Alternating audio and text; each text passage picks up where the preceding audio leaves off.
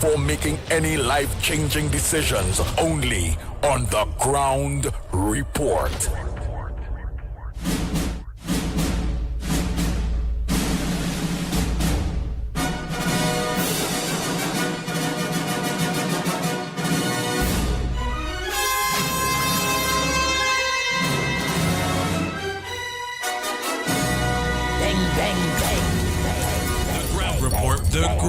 The ground report.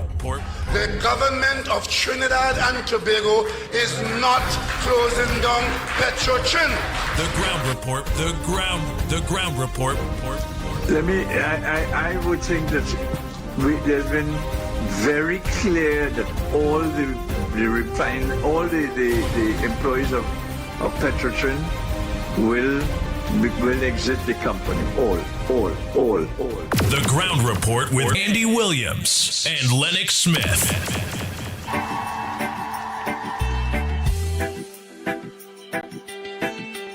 We must make the government work for the people rather than have the people work to keep a government in place. You must develop a sense of self-reliance. You must develop a sense of confidence.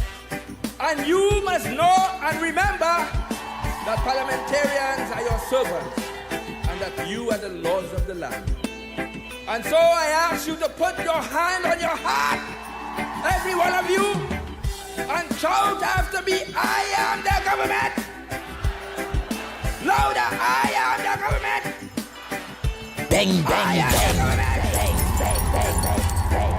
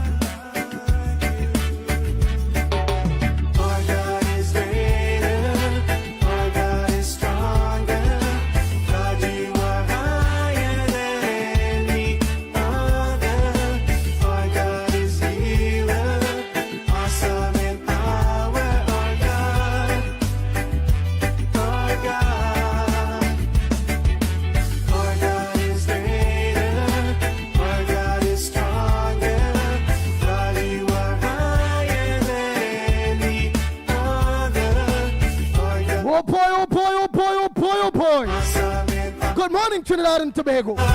Time check.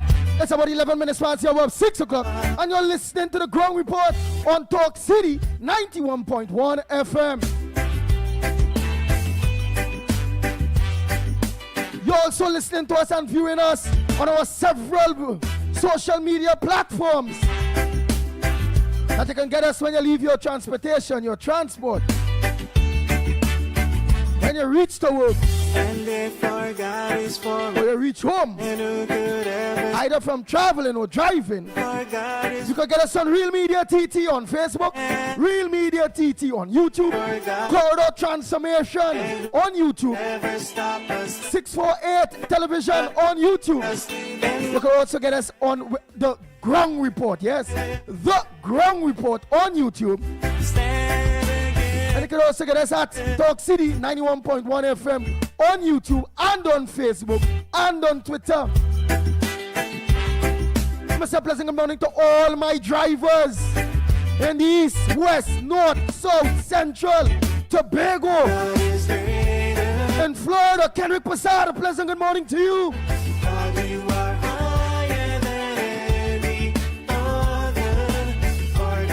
Mr. Clarence, I was trying to get you back. I ain't getting you at all.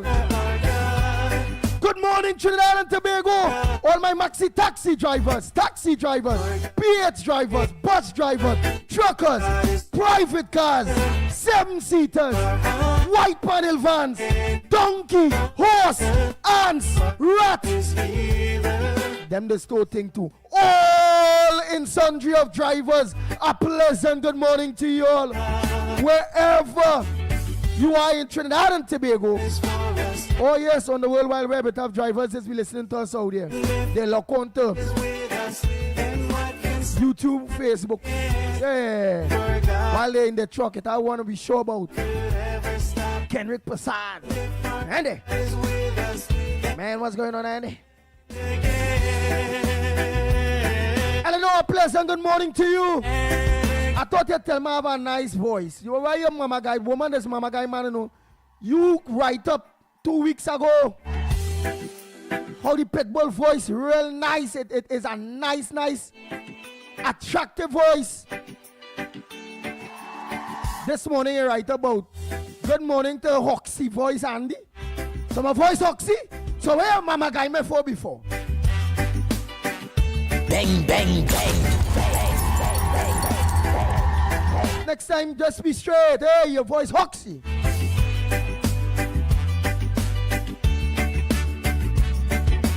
Water you turned into wine. Hey, my baby, a pleasant good morning to you. Yeah. Teacher Balmain, good morning. Vidya Grankufa, good morning. Nancy Basio, good morning. Nadira, a pleasant good morning to you. Jillian John, good morning. Carmen, a pleasant good morning. Desmond Hines, good morning. Durat Mohan, good morning to you. Wendy and John, good morning. Michael Scotland, good morning. Timothy Roberts, how are you going, brother, here in Trinidad? Good morning to you. Philip Fatboy, good morning to you. When I say Fatboy, that's Grandy. And when I say Grandy, I must say Valencia West, Neil De Silva, Nasser Hussein,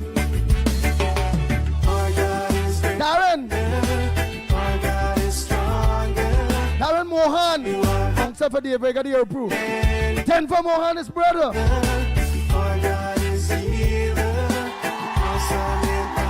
Hey, Peter Samlalson, good morning. Zabrian Ghani, a pleasant good morning to you. Gandia Ramdas, good morning. Krishna, how we're going, a pleasant good morning to you. Denver Mohan, I don't call your name yet day. Carol Brown, good morning. Into the darkness you shine. Carol. Elizabeth, a pleasant good morning to you. Richard Jamaraj, good morning to you all. Mala Sukhai, good morning. Afrina Mohammed, a pleasant good morning to you. Renal, good morning. Joanny Jagroup, I ain't see you so long. Good morning to you, my brother. Anne Brown here. Good morning, Anne Brown. Zandu, Ruthless, good morning. Anne-Marie Amen, a pleasant good morning to you. Marilyn C. Charan, good morning. Matilda Rhodes, a pleasant good morning. Ravi, a.k.a. Postman.com, good morning. Mr. Ramnarain and Joey. Joel, Mohan out there, Canada, and all my Canadian brothers and sisters that are out there, look on, a pleasant good morning to you all.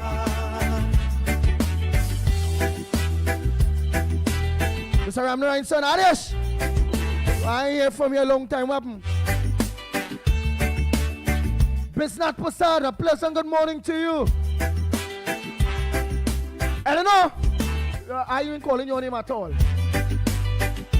Oh, my voice, Hoxie. And if our God is for us, then who could ever stop us? And if our God is with us, then what Jamila Khan, a pleasant good morning. Diane, our God is legendary. How we going, girl? Joyce Ram, good morning. stop us. And if our God is with us, Samantha, a pleasant good morning to you.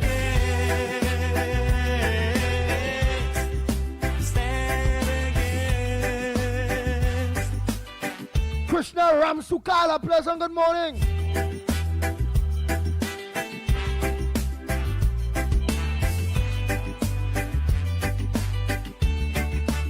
Angela Lochan, good morning. Oh boy, Jillian, good morning to you. Dave Maraj, a pleasant good morning to you. Look at how much you all Primraj. Angela's, all Angela's, good morning. Awesome in power, our God, Timal, our God. Mangoru, Sadanim, good morning to you. Our God is stronger. God is Sukraj, good morning. Dress School, a pleasant good morning. Kaladin Prasad, a pleasant good morning to you. our God is healer. Damien Upton Vincent, good morning. Sheldon Paris, good morning. And if our God Angelo Martinez, good morning to you. is stop us, Celia De Silva, I don't tell your husband the Neil De Silva morning. Counselor Neil De Silva Valencia West, in fact. KK, you getting ready for school? That's his daughter. Jennifer Ramjet, good morning. Ricky Ramota, pleasant good morning to you. Monica, good morning. Oltilda, good morning to you. Kathleen, good morning. Carmen, where you laughing at?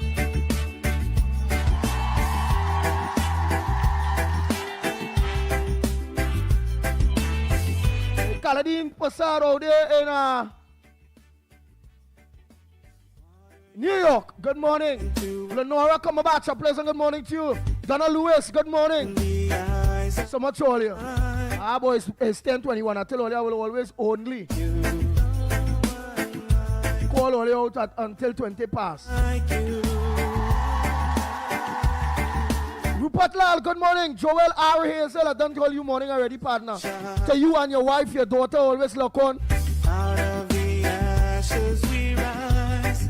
There's no one like you.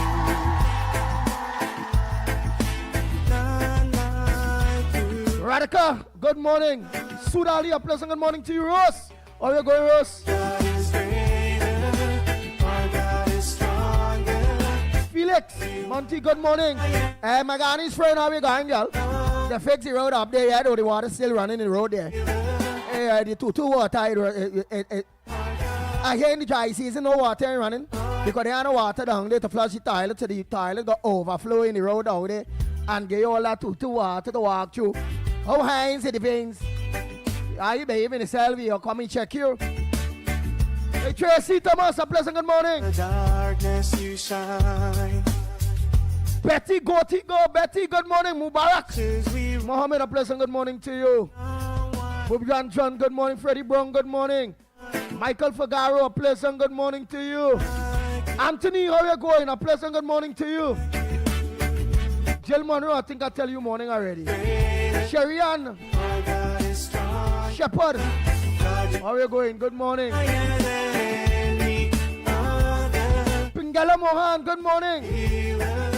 Annie Abraham, a good morning. Our God, Hima Basdio, pleasant good morning. Trini Nairo, good morning to you.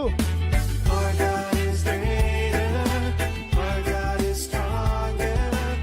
Laban, a pleasant good morning to you. Any Jail Tony Jail. our God, Oh, the name is Jail, boy. You make jail or what? awesome in power. What the name is that?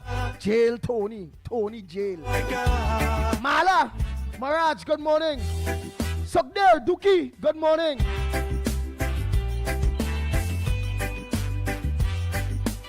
Yazid, Mohammed, a pleasant good morning. Nigel George, good morning. Ramesh. Radha,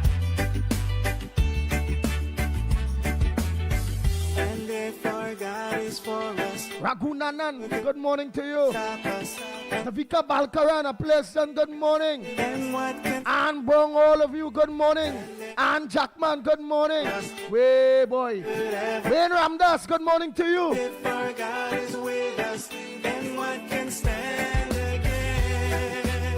Mahadio, good morning. Khan, good morning.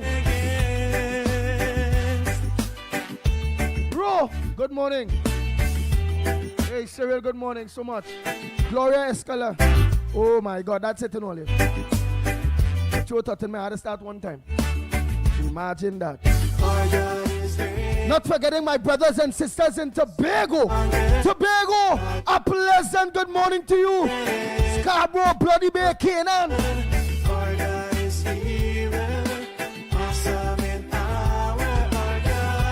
Signal Hill. That's what we're talking about. Headliners this morning. Let me say a pleasant good morning to Director Snipes. A pleasant good morning to you. Pleasant good morning, Andy. Pleasant good morning, Trinidad, Tobago, and of course the wider world. Nice. Lennox Smith. A pleasant good morning to you. Yes, indeed. A pleasant good morning to you as well, my friend. Are you hearing me loud and clear? Loud and clear in the east, yes, west, indeed, north, of and course. south. A pleasant good morning, yes, to those in Trinidad, east, west, north, south, central, our friends in Tobago, and wherever you are, streaming on the World Wide Web.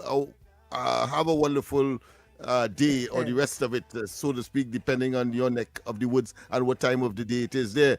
Of course, some people have been asking, why it is we pay so much attention to the callers and not, of course, introduce the, let's say, the presenters to the program first. Well, we firstly, we like to do it differently. Secondly, it demonstrates a measure of how significant you are in terms of making this program the number one that it is and must continue so to be. So don't feel in any way should I say sensitive to any one of us here. That is a planned and of course orchestrated gesture to demonstrate that you, whether you are a maxi taxi driver, whether you are a taxi driver, whether you are a bus driver, whether you are a mechanic or an engineer for that matter, a pilot or a magistrate or judge. So that is the level of respect we have for the audience and the expansion as a consequence of the program. That being as it may, Andy, I don't know if you have something to treat with because there are several that is on the front burner this morning. We have, of course, the fallout from the Trump encounter, so to speak, with our Prime Minister or by our Prime Minister, depending on your perspective.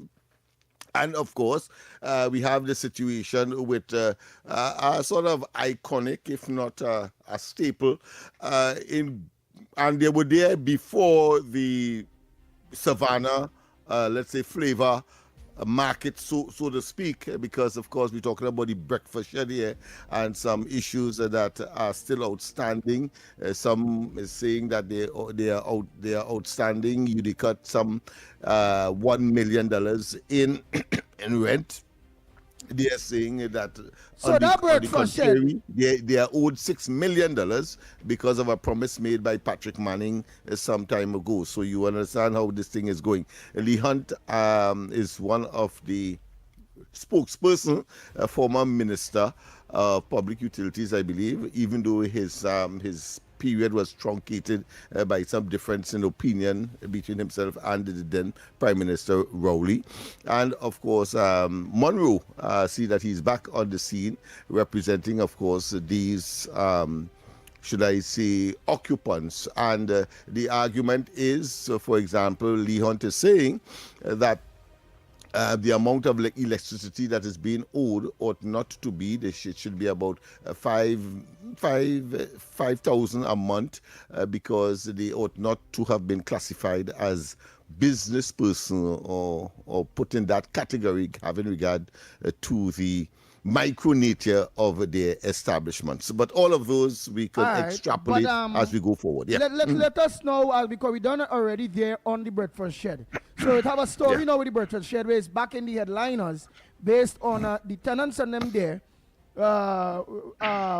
not paying their light bill and not paying their rent. Well, they're not paying their rent, yes. So there was a the rent standing includes rent. the rent. Of course, a legacy, or should I say? So the rent include their light bill and water bill, everything in one. Well, that appears to be separate because if you're renting, you pay your light bill separately. So there's several things that are there. One, with respect to UDCOT aspect of it, they are saying that UDCOT renege on their responsibility to upgrade and to maintain the place. So sewer issues, etc., in terms of infrastructure or the integrity of the structure. That's one. And the other one is that on the UDCOT side, they're saying that, well, in spite of that, you're owing $1 million thereabout, and we are calling upon you. Of course, the present authority that is responsible for that facility, I think it is under the auspices of the Ministry of Housing. So they are calling on the substantive minister and the ministers as well in that ministry to take note and to come up with some solution. But that has gone there as well. Yeah. All right. It all boils down whether take note, whether this, whether that, or if it go. Just like AGC tenants, they're owing rent. And under the slack P&M, leave them to continue to owe rent. It is what it is. Because there are many people who have HEC houses who are in government buildings paying the government the rent. And it's very unfair that these people will work hard, save their money, organize, pay the rent, but have those, because there's P&M, or P&M supporters, they don't want to pay no rent. The days for that done. What deal you're saying that Manning had with them? He deceased. Manning dead and gone. So if they get away right now, well, that seemed to be going to court as well from the threat made by the Representative Monroe.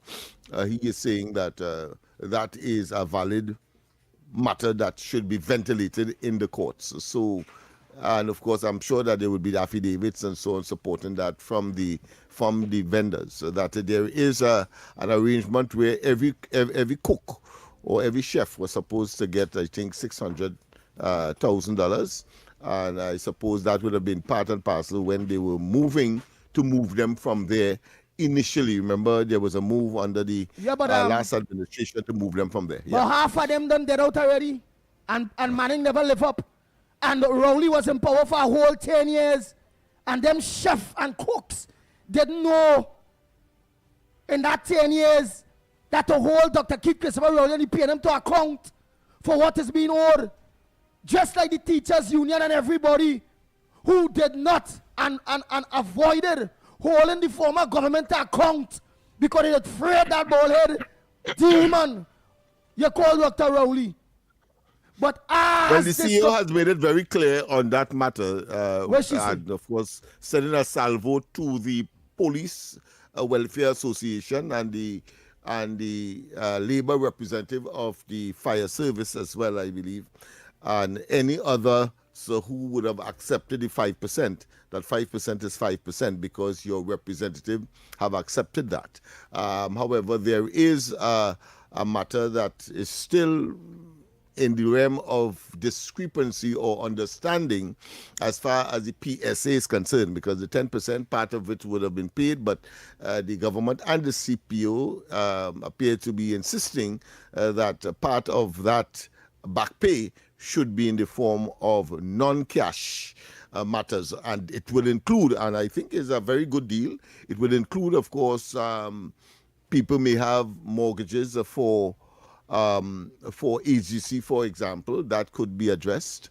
You have, of course, the persons who may have vehicle matters as well, that could be addressed, and a number of other unique but government-focused areas where outstanding taxes, for example, all of that could be addressed in the non-cash aspect of the negotiation. It is still, of course, ongoing. Nice. So people have to keep their labor leaders and them accountable. Who don't sign 5%, take your 5%. Who sign 1%, take your 1%. That like the Chinese Teacher Association, man, look, he get vote out. He signed off 10 days or 15 days before election.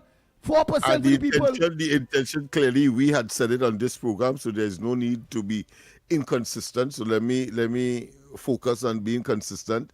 That it was to shift the pendulum in favor of that pernicious, evil, wicked, diabolical administration that the population rejected both in Trinidad and in Tobago on April the 28th of last year. Nice. So Trinidad and Tobago, we had to go for a break, right? But before we do all of that, because with every argument, it must come with a solution. And at the end of the day, yes, the people don't like the last former government at all. No, they don't. That was wicked to we. They ain't make no black people, no millionaires, except Rowley and who black close to he.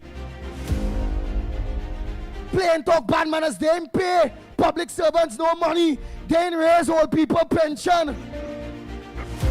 Nearly $1 trillion spent. And Trinidad and Tobago today, when we get back to the country, it broken. It had no money. All ministries owing. Imagine that, and government institutions understand that.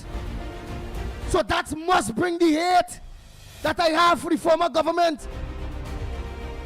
That weak belly penny, who is the opposition leader now, had no mouth against them. But have all kind of mouth now. She's weak belly penny. She will never be a prime minister. PNM will never be in power until the final leader. There is none before us there, because most of them were there still as part of the Rowley clip. As like in Venezuela, look, this woman still there. Delcy Rodriguez, but she playing ball with Trump. But although I don't like the former government and the way they treat we, and Tobago teach them a good lesson, clean sweep, they're dead in Tobago, which is PNM. Dead. That don't mean that the pitbull is a biased person and that the pitbull not holding this person UNC government to account. They will be held to account. They have to be held to account. And so far, they are doing a very good job. Dropping the ball here and there, taking the light tongue lashing, but they are government that listens. But they will be held up to account. The next thing on the whole issue of breakfast shed, I call on Jolene John, Udicott, because I think that is under Udicott, for you all to write off, because again, I a poor people, man, and all them politicians is always eat all the food. And a poor man can't eat no food. Write off those bills.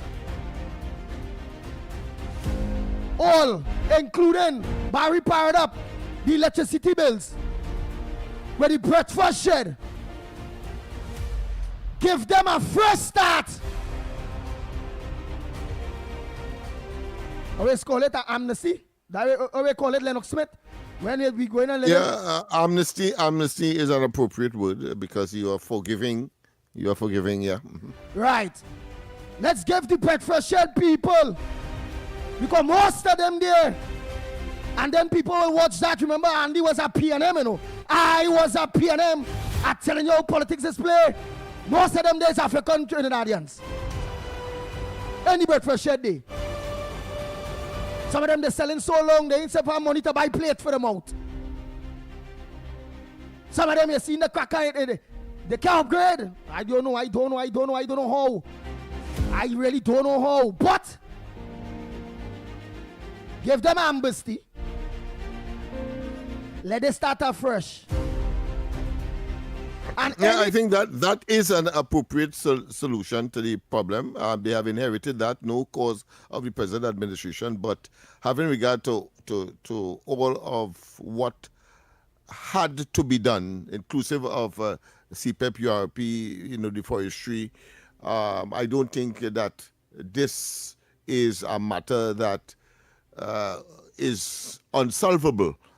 Because we are not talking about displacing negative elements. We're talking about people who have been, in spite of their delinquent approach to managing their respective businesses and the owings. So what you do, you generate a set-off, or as you said, an amnesty where all these things are written off and you generate a fresh start with, of course, some more regulatory involvement of the relevant authority, whether it be UDCOT, whether it be HGC, to monitor and to upgrade the facility so that, because as I said, they were there long before what is taking place in the Savannah, the flavor, and it was a tremendous success. I suspect many of them would have gone there and be part and parcel of that new development to attract tourists. But the breakfast shed has been a staple from time immemorial, and therefore should be given, that kind of yeah, but they sell the food. They sell the scenario. Food. Yeah, they sell the food too expensive to it.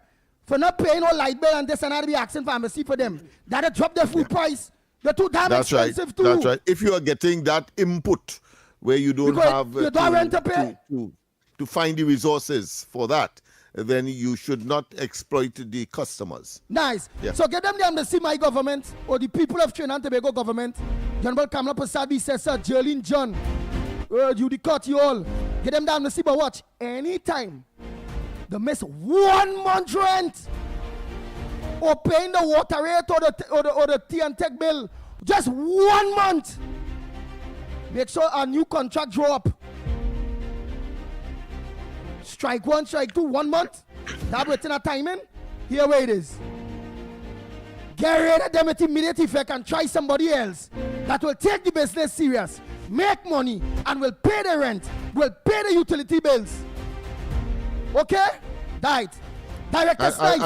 And while of course you have to take into consideration, which of course will be an argument that the occupiers will have, and that is COVID, really decimated a lot of food businesses. And they would have been a victim of that as well. So the argument is there, as I have been arguing in several governmental quarters and joined to before the COVID, partner. The situation in East Port-au-Prince as well, with small businessmen who before the COVID. their businesses. They owing before the COVID. Yeah, there's no it. Just like HEC people who that's what I'm saying. Even though it was predated, but I mean that is a good argument to. That is not a good argument at all. You say, let us set off all of that. Let us generate this amnesty and let's start a fresh page. Yeah. Using the COVID as a stepping stone, although it had nothing to do with their decimation because them was in trouble initially, long before that. Right? So government, deal with them. We not harsh. We want poor people to eat our food back. Right? But again, when they start, make sure have a strict contract. 1 month pass, they ain't pay the rent and light bill and thing. All right, they get a warning. The next month, if they can't clear up that and pay the fresh one, they out with immediate effect. Oh, government, let's go for take that needed break and come back. When we come back, the lines are open to you, Trinidad and Tobago. What's your thoughts on that? Should they remain there? Should we give them amnesty? Or should the government get rid of them one time? What's your thoughts? Remember what's mine, eh? My thoughts again is majority of them there are African Trinidadians. My thoughts is not because of that it gives them the right to be there. If they go no. My thoughts is we know the racial politics that plays in Trinidad and Tobago, and people thoughts and PNM will use that. That's how myopic they are in their thinking and racial that they are when it comes to trying to split the country on real thing that is nothing really. Okay, so what's your thoughts on that? Which of course the causation is really the doings of the PNM itself. Exactly. Originally. The whole cause of that is the PNM caused that whole Kalaloo. Always paying their own people in problem and don't take them out at all. Always. Just like the police, CPEP, the URP, all of them people them in trouble. And can't take them out. Go on and sign up thing with old cabinet approval and all kind of thing. They do go to the right track. The new government couldn't have budged it. Couldn't have budged. But no, always mamagaing poor people. That's the nasty, dirty, stinking, obia walking PNM government that I can't like at all. But that don't mean I'm not holding the UNC accountable. Snipes, snipe us out of here, director. Every morning begins with a story. The headlines you need. The voices you trust. The conversations shaping our nation.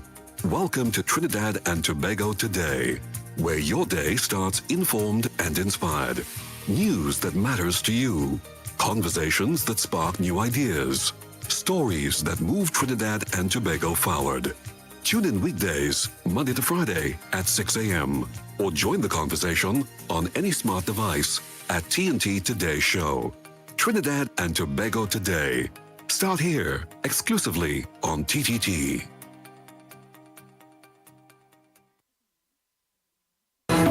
If it matters to you, it matters to us. We report the news, real stories in real time. TTT News, nightly at 7. TTT News, committed, accurate, relevant. Imagine a gender-equal world. A world free of bias, stereotypes, and discrimination. A world that's diverse, equitable, and inclusive. A world where differences are valued and celebrated. This March 8th, in recognition of International Women's Day, Talk City 91.1 FM proudly launches Women Who Lead, a powerful feature highlighting dynamic women who are breaking barriers, leading with purpose, and shaping our nation's future. Tune in to Talk City 91.1 FM starting March 8th for Women Who Lead, because when women rise, we all rise. Will you ever notice how water is part of everything we do? From singing in the shower, to washing the car, to cooling off after a long day. Here's a friendly reminder from WASA. Before you move, before you relax, before you enjoy the day, pay your WASA bill. It's easy to do. Pay online anytime at wasa.gov.tt. Visit a WASA customer service center. Use the self-service kiosk or pay at authorized partners like Western Union and commercial banks. Water is life, and we're evolving to serve you. Join the evolution. Pay your bill. This message is brought to you by the Water and Sewerage Authority. Your stories, your communities, your country. TTT News is everywhere, on the ground, across Trinidad and Tobago, and on every smart device. When it matters, we're there, reporting the news as it happens. Because your world can't wait. Your world moves fast, so do we. TTT News brings you the people, events, and issues that matter most. Stay informed, stay ahead. TTT News, every night at 7. TTT News, committed, accurate, relevant.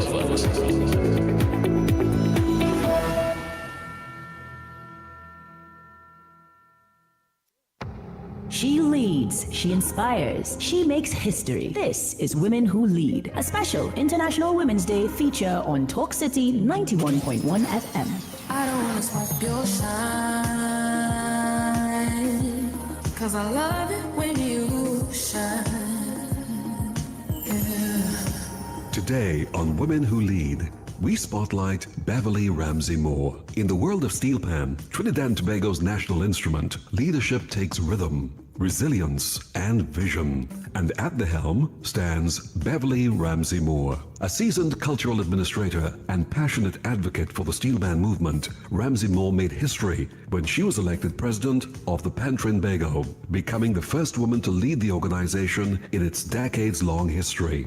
Her journey within Pan Trinbago spans years of dedicated service. She previously served as secretary of the organization and has long been involved in executive leadership within the steel band fraternity. Known for her firm stance on transparency, accountability, and restructuring, Ramsey Moore stepped into the presidency with a mandate for reform and renewal. As president, she has championed governance reform, financial oversight, and rebuilding trust within the steel band community. Her leadership represents not only an historic milestone for women in culture, but a new chapter for one of Trinidad and Tobago's most treasured institutions. Beverly Ramsey Moore's rise to the presidency signals progress in a space traditionally dominated by men, proving that women continue to shape and safeguard the nation's cultural legacy.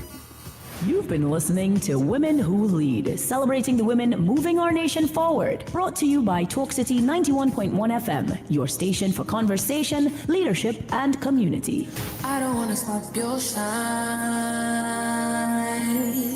'cause I love it when you shine. Yeah. This is Destra. Right now you're listening to Talk City 91.1. Keep it locked. The Ground Report with Andy Williams and Lennox Smith.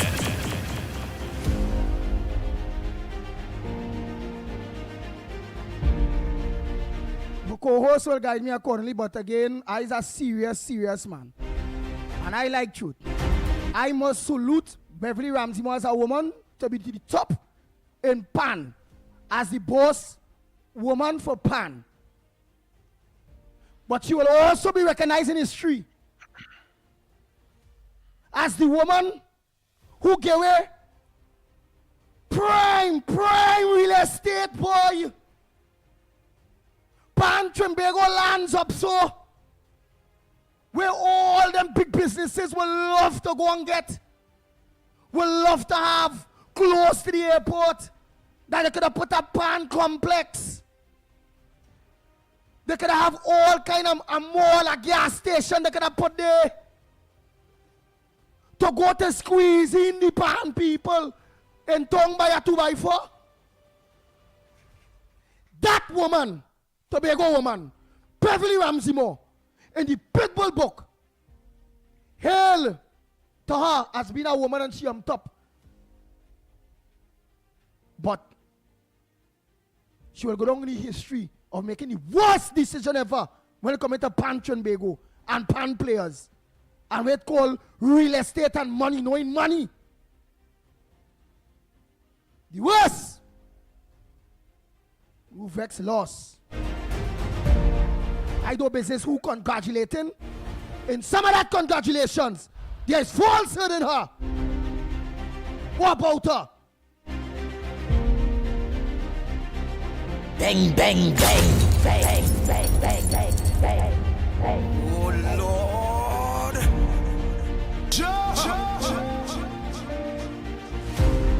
It is what it is. Let them let Kamala Prasad be herself called the Pitbull for his opinion. Bang, bang, bang, bang, bang, bang, bang, bang, bang.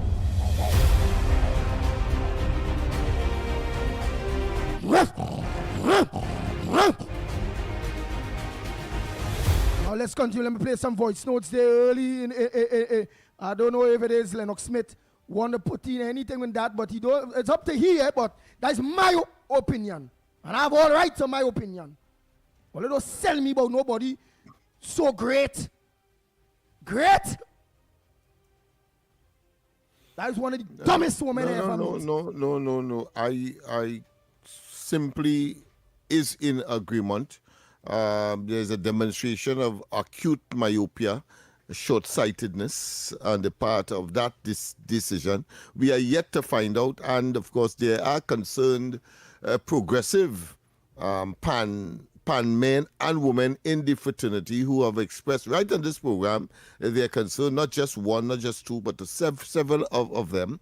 But in spite of that, the leadership continue to take that path. And then, of course, we learned that the current office, for example, is owned by a former government minister, suggesting that there is some kind of something that is untoward. I'm not casting any aspersions except what I've just said, and to accept the former post office central office on Raisu Road as an alternative to that 14 acres, I believe, if it was 7 to 14 acres. All that land, boy, off the highway. In prime developing, progressing area, meaning that it's in close proximity, just over the highway from Twin City. Oh God! I think it is a monumental shame. But I want to say this: I don't think all is lost, because I'm sure that they would reconsider now that the previous administration is out of office, because that was supposed to be given up for some kind of cricketing facility. But I'm sure that that is no longer the case, and therefore she probably could salvage, or the executive of the PAN Trimbago could come back to this government, because it was a UNC government that gave it in the first place, and then of course revisit that entire plan and that entire decision. Yeah. Madness. Look at that now. So close to the airport, boy. Way. Look at that land. And that same Beverly Manzimo. That same Beverly woman. Throw away all that land, boy. Where the hell, boy? They really say black people is, boy. Tobagonian ain't so stupid. I don't know if she really is a Tobagonian. Under all seriousness. Where's she born? She's a Trinidadian or a Tobagonian? Because I know Tobagonian people know value on land. What we know is that she's a Tobagonian because one of her focus is taking part of the PAN activities to Tobago during the carnival season in particular, except of course for the unavailability of efficient transport on this occasion. But she did it once, and nothing wrong with that. But to have Tobago share in the development of the PAN, but at the same time, those kinds of decisions certainly does not augur well, not only for the decision-making processes or thinking or thought patterns of the leadership of PAN, but it simply is retrogressive. Well, give me next Tobagonian.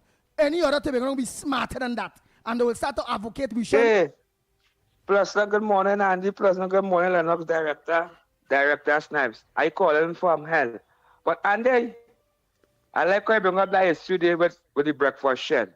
Because for the last 9 years plus, P&M, quote-unquote, the saying that black party, what you plan them who's selling down by the breakfast shed down there. I hear they're going to close it down. We just like crabs with that bar, we don't fluff, we own, we don't help we own. But Andy, we cut him back on this and we cut him back on that. You ain't talking about the treat we have in Tobago, where the extra money they spend across there and take people from across there to go across the have a time, and people working out there hard 3 weeks now, people can't get paid. We are dealing with the issues because I believe that was spend me and tell me the blacklist me and blowing black smoke and me no quite come and use something politically wrong, and I fight and toil, But that's all the ball Andy for Grandy and rolling and getting tear gas and all them kind of thing there. I come out and talk about me not suffering in silence by Andy, but you know what's going on too. I try to help all the black brothers and sisters out there. And don't talk about the breakfast shed, talk about the issue that's happening now. All right. I look to and listen. I'm going out there. Bless. Yeah. Thank you. What did they say praise for the morning? They say praise? I like a taxi driver, I used to work taxi, PH vehicle and thing, I like, when you come out based on how you catch it, your rest of your day just go good. Yeah, based on how you catch it. Your day just go good. I don't know how I catch this. The first passenger I catch in the morning, KFC. I had to see how this day go on this program this morning. How Almighty God. Well, he might know what he's doing. God. We have a call. We have a caller. Oh, we lost it? Oh, okay. Go ahead, Andy. Yeah. Lennox, and you always say God knows what he does. Why he give me my first fish for the morning, KFC? Why? Why God do me that? There's a saying that all is well that ends well, and of course, there is also a saying that says that sometimes you get what you ain't looking for. So take it whichever way. But that question of the TSTT matter and the expenditure for that retreat. The TSTT administration is saying that is not the amount. I think it's $500,000. I believe nearly $500,000 for $100,000 and counting for that retreat. And they're saying that in those circumstances and in the fact that the Telecommunications Union is engaged in discussions for increase in wages, then of course that is profligacy, waste, and abuse of the resources of the company. Yeah, that wickedness. Yeah. But they have said it is 60% less, even though they didn't give, or they are yet to give, I should say, support documentation that is to the media, so as to verify whether or not their argument is so, or somebody TSTT management and them and directors them always since PNM time doing what they want. Remember they sell out TSTT parts of TSTT all kind of thing and get Where's called that company? This man, Rowley partner, was the chairman. Massey Communications. Ah. Massey Communications was purchased by TSTT when Elias was the chairman, and said in no uncertain terms to the in a joint select committee, listen, you can't tell me what to do. The cabinet can't tell him what All to that do. money. For over $250 million. Yes, Snipes, yes. Sniper said that news there, the best news in Trinidad and Tobago. TTT.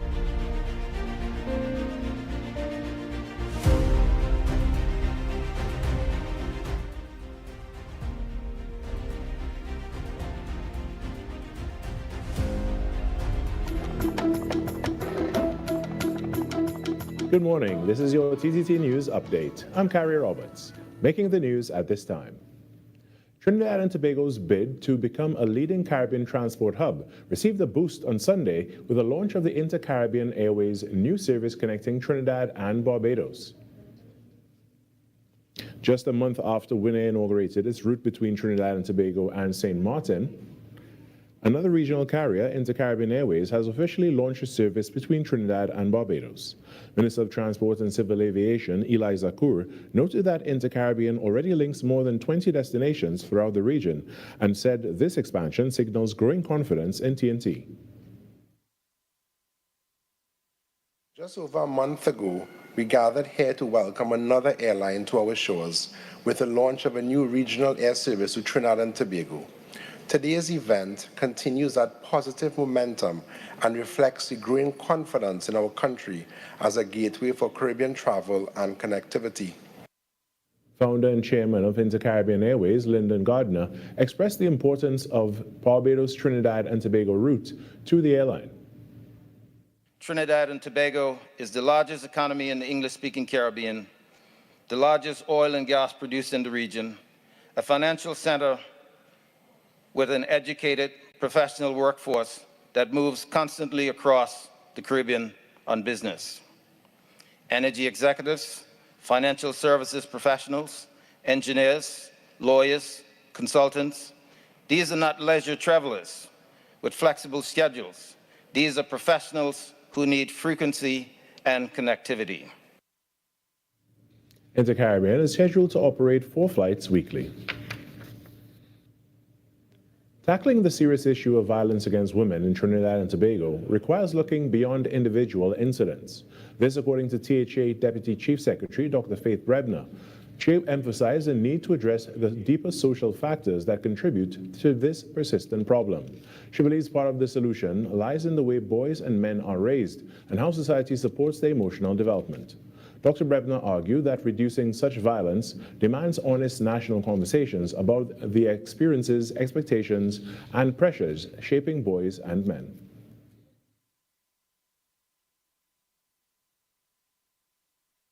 The statistics show that most times violence against women is perpetrated by men, which means we need to start having deep, honest conversations with our boys and men. We need to find out what is causing them to react the way they react. Dr. Brebner added that any meaningful solution must also confront the way boys are socialized from an early age. While girls are often encouraged to express their emotions, she said boys are frequently taught to suppress theirs. And what we are doing is, in essence, saying to that little boy that you are not allowed to feel hate, that you are not allowed to express that you felt it, and that you are not allowed to be a human being. And then we wonder why this little boy then turns into the monster that he becomes when he is, 25, 30 years old. In some sport now, the Powergen Secondary School Cricket League Premiership 1 Division title is set to be decided today, Tuesday, in the 7th and final round. All eyes will be on Presentation College San Fernando as they aim to secure the top spot in Division 1 with a win over Shiva Boys Hindu College, who currently sit in 5th place. A victory for Presentation College San Fernando would not only clinch the title, but also see them complete their Division 1 campaign unbeaten, a remarkable achievement that would cap off a dominant season. Their closest rival, second place Presentation College College Sergonis will be hoping for an upset, as only a defeat for San Fernando would open the door for them. If Presentation College Sergonis can secure a win against their final round opponents, fourth place Vishnu Boys Hindu College, they too could claim the Division I crown, setting up a dramatic finish to the season. The clash promises excitement as both teams look to assert their dominance and end the season on a high note, keeping fans on the edge of their seats until the final whistle.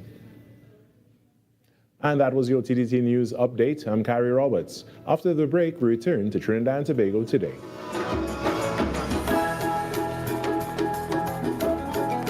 Wake up to the issues that matter most on The Ground Report. Join Andy Williams and Lennox Smith every morning from 6 to 9 a.m. for real talk, real analysis, and real perspectives on the stories shaping our nation. News, current affairs, and voices from the ground, unfiltered and unapologetic. That's The Ground Report. Weekday mornings on Talk City 91.1, where the conversation begins.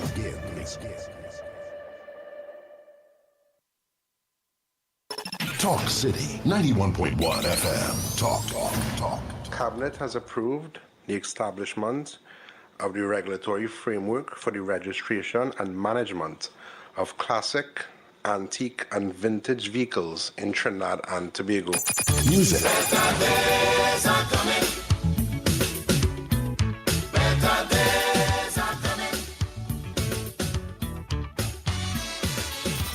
Culture. We are now in a state where I can now proudly announce that our gas production will increase by a significant amount given all the various projects that are now expected to come online. Engaging conversations, latest news, our music. This is Talk City 91.1 FM. This March 8th, in celebration of International Women's Day, Talk City 91.1 FM proudly presents Women Who Lead. Imagine a world free of bias and discrimination. A world that's diverse, equitable, and inclusive. A world where women's achievements are celebrated and their voices amplified. For over a century, International Women's Day has championed gender equality, and the journey continues. Join us as we highlight powerful, inspiring women who are breaking barriers and shaping our future. Women Who Lead, launching March 8th on Talk City 91.1 FM. Together, we can forge gender equality. Your news, anytime, anywhere. TTT News brings you the facts that matter most, on air and online. More ways to stay informed. TTT News covers the stories that matter. Join us nightly at 7. TTT News, committed, accurate, relevant.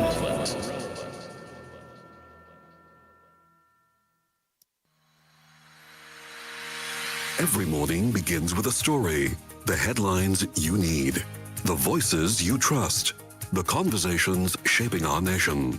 Welcome to Trinidad and Tobago Today, where your day starts informed and inspired. News that matters to you, conversations that spark new ideas, stories that move Trinidad and Tobago forward. Tune in weekdays, Monday to Friday at 6 a.m. or join the conversation on any smart device at TNT Today Show. Trinidad and Tobago Today. Start here, exclusively on TTT. Talk City 91.1. Bigger, bolder, and more powerful than ever before. A brand new era of talk radio is here.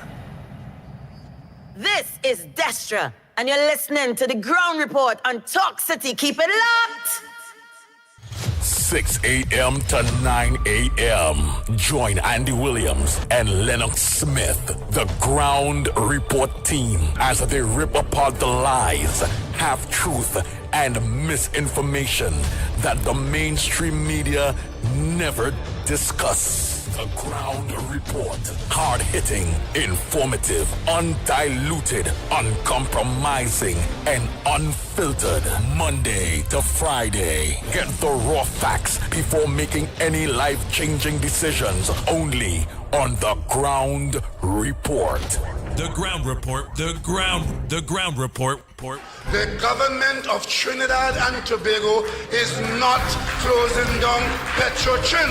The ground report. The ground report. I would think that there's been very clear that all the employees of Petrotrin will exit the company. All. The ground report with Andy Williams and Lennox Smith.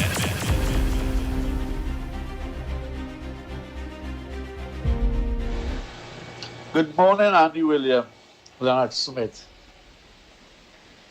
and Director. Andy Williams was watching a joint selection committee meeting yesterday, and I saw my buddy, our friend, the Alson, sitting in the back. I didn't hear he answer any question about the morning again, Andy. Sorry for that. And Lennox. I saw our friend sit down in the back of the committee yesterday, watching the joint selection committee, and the Alson was sitting in the back. But I didn't hear he answer any question the time that I was looking at it. But when you talk about money missing and corruption and all those doctors are involved, I mean, and they do not know how to answer the question correctly. The guy who is in charge, Jagdev Singh, had them all confused. He had them like twine. He tied them up. They don't know what they were doing and how they were answering the question. He confused all of them. That guy could ask questions, Jagdev Singh. He's so smart, the chairman, I believe. But the Elson was sitting in the back. I think they should bring here every single time when they have meeting, let him sit down in the back of the class and just listen to the corruption. Have him like a little student, like a little puppy, sit down there and just listen. Don't ask him no question, but always invite him. Because you can smell and feel and hear the corruption at the PNF. All right, Andy, good morning, all of you guys, later. Morning, Andy, morning. Lock on, strong, since 6 o'clock. Now we are Linton, Eddie. Morning. So right now, the Prime Minister and her ministers seem to be chasing after white people and worshipping Trump like he's some god. The USA now has invited Trinidad and Guyana to attend the Shield of Americas, which would revolve around constructing bases in Trinidad and Guyana. Now, USA has just lost billions to trillions of dollars worth of bases in the Middle East because Iran crushed all with missiles. And he's looking at countries now, study the GDP of Trinidad and Guyana to rebuild bases cheap, right? So that they could bring missiles. And he's talking about using, blowing up drug cartels. I want the Prime Minister to know that Trinidad and Tobago is a signatory to the International Court of Justice. If USA comes here and they're using our country to launch missiles to kill people on the sea, right? The International Criminal Court of Justice will call us and ask us to account, and we'll be in serious trouble. USA is not a member of that court. Furthermore, CNC3 is exposing the nonsense and stupidness that this government is doing, and they're giving it to them good and proper. Also, CNC3 did a story and they were saying that with regards to Trinidad accessing loans from China, due to the Prime Minister's blind collaboration and idealization of USA, it's going to make it difficult for us to get loan. We purchase goods from China. China might decide to stop. And with regard to construction, so it is going to have some severe repercussions for us down the road. I want these loyalists to know what they put in our country into. Right now, England and USA are loggerheads because of the relationship with Trump. And they were very close because Trump is doing all sorts of things. He's bullying England for USA to come there and use it as a base to hit Iran. Why the hell these people here, right, putting want to allow Trump to build a base here. If there's a war with America and any other country, they're going to launch missiles and hit the base and put us at risk. We're not thinking, right? We are not thinking. There are a lot of things being unattended in this country. We have a faltering bus system. People can't get water, etc. And additionally too, crime is out of control. The government intends to run the country by SOEs, etc. And it's like we're just not assessing this thing properly. So let the Prime Minister and Trinidad and Tobago continue to run down Trump, right? Trump has temper is mercurial. He's very fickle, right? Right in the summit there, Trump cursed the Prime Minister of Spain in front of everybody. So he has no respect for women. And why did he put Kamala Persad-Bissessar quite down at the end as a lady? Bring her in the middle now. This country sell out to the USA. And America don't know nothing for free. Eh? They will use us like a sanitary cup and then throw us in the garbage. I gone.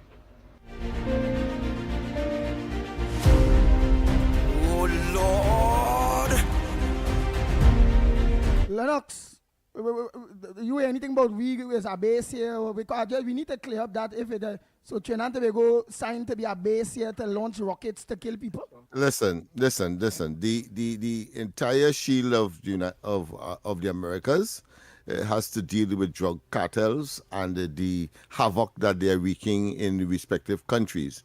And my understanding of the arrangement is that each territory, each sovereign state will use their resources in order, military and or police and other law enforcement and marine assets in order to eradicate that scourge. Full stop. So, yes, there will be some assistance, obviously, that would be required from the United States. But to suggest that some base will be here or in any one of the other 12 invitees, I think is an exaggeration and a figment of somebody's imagination. I want to say, however, that there is some in the midst of that what I consider to be fundamentally mendacious statement, meaning that false statement, lie for some extent, because you have people who want to convince you by generating a mixture of lies and reality. Well, the only reality there is that, yes, the United States is not a member of the International Criminal Court. That is a fact. Trinidad and Tobago is. But if they have not committed any crime to warrant that kind of attention, then clearly that is a figment of somebody's imagination and projection that simply does not exist. So as far as the base is concerned, there is no talk about base. Of course, the Minister the Minister Sturge, when he had his that conference meeting with other members, including, of course, that of the American authorities, he did talk about assets that they would love to get. And I think two old warships are being considered to be given to Trinidad and Tobago as part of its marine assets to patrol our respective to patrol our borders. And I'm sure that would expand because we have the region itself has a security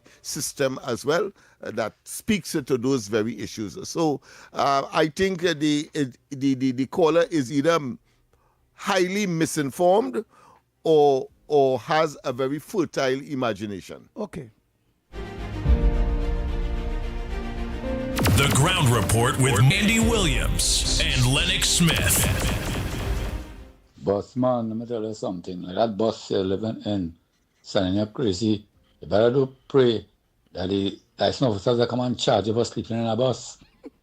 Charge you for sleeping in a bus. The boss sending you crazy from boss to Prime Minister you're talking about now. How CNC3 didn't attack Rowley and exposing them for all the wicked things they do to the country. You following Rowley, they're going mad since Rowley lost, PNM lost. Come on, the boss now. Take a record where bus for before the license officers come and charge you for sleeping in a bus. You're going crazy and song and stupid, you're talking such a nonsense, rubbish. Like you're sleeping in, you have a rubbish pillow.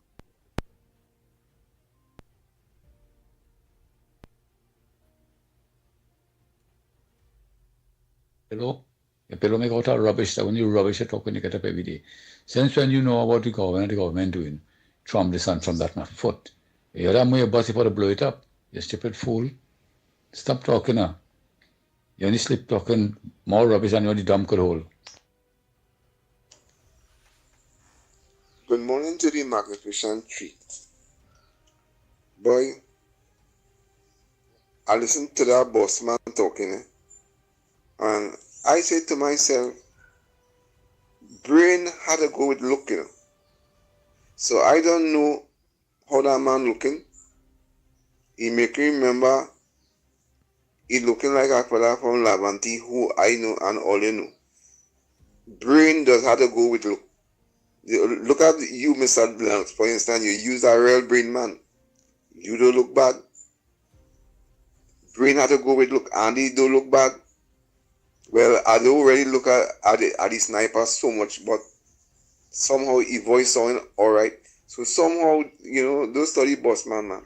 Bossman brain is just like he look. Yeah, the other thing I have to say about it is that in this life, for me, it have no rights. Because since man sinned against God, God take away all rights from man. That's why I live in my life without rights. Because I could walk out in the morning day and I gone. And when I gone, where my rights gone?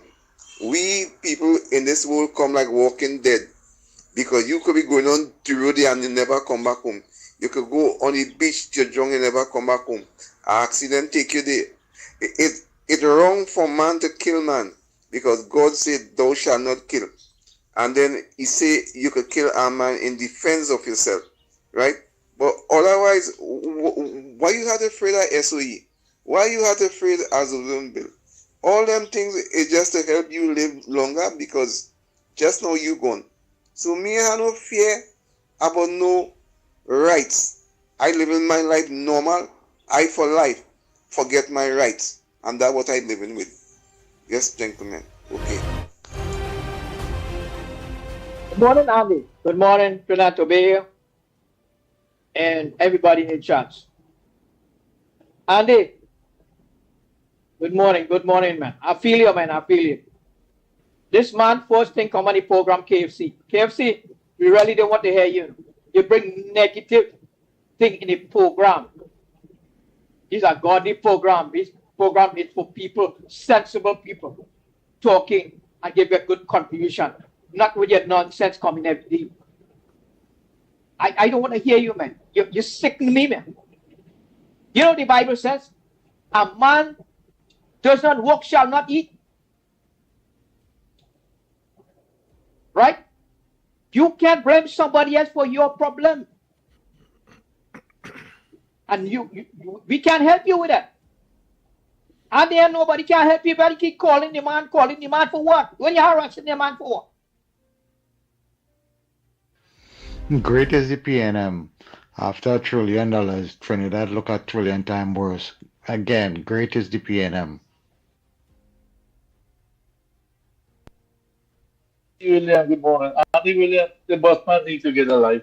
The man is calling our prime minister a slave, running after white people. Is this what he come to now? That Gallagher? Come on, Andy, man. Andy, you can't play this man message. This man is talking like a real complete.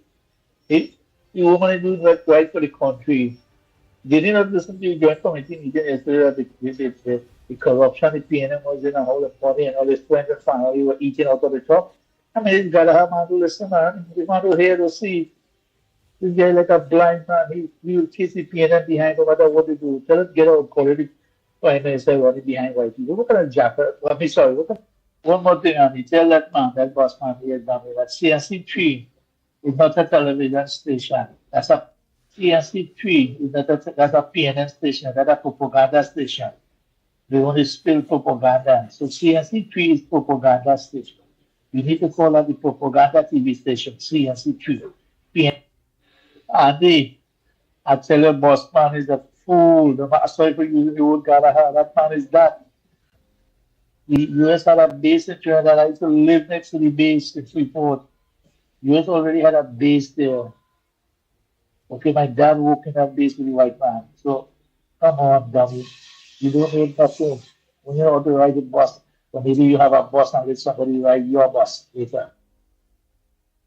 Good morning, Andy. Good morning, Lennox. Andy, I'm feeling hurt. I had to come out and talk and let off my chest and deal with the truth and equal rights. Andy, I fight and toil for this government. Lack of opportunities, no employment, nothing at all. Carlos, I was cussing the last regime and got lifetime opportunities for my two children and them I roof over their head. And people who I fight and toil with, who I thought was my family, they're not my family. It's pure victimization thing and discrimination thing going on. Because I come out and say something politically wrong and there's some wicked callers and texters who listening, cutting out tape and sending to the ministers. The number one caller, all of them. They must flipping the people and building the people be like crabs in a barrel, eat a full, hungry mountain and fighting on with own black brothers and sisters. I calling on the black ministers and them in the UN city, trying to put all the black brothers and sisters, Julian John and Roberts, Philip Watts, all there. You come across from the PNM and the minister now, and you're helping out PNM people, you're helping out the UNC people. I know what's going on. I know the rat act. And that's what I like the honorable Prime Minister for. Everybody can like you. You're doing a doggy worldwide. Wickedness going on by special cares, you sweat tears, blood, and chant, burn down the last regime. Another Prime in the back of the line, fly with that skyscraper, our bag of money, and that's why the opportunities to move forward. And I must see look how long my thing going through this, that ministry, this, that thing, and I go on by the minister.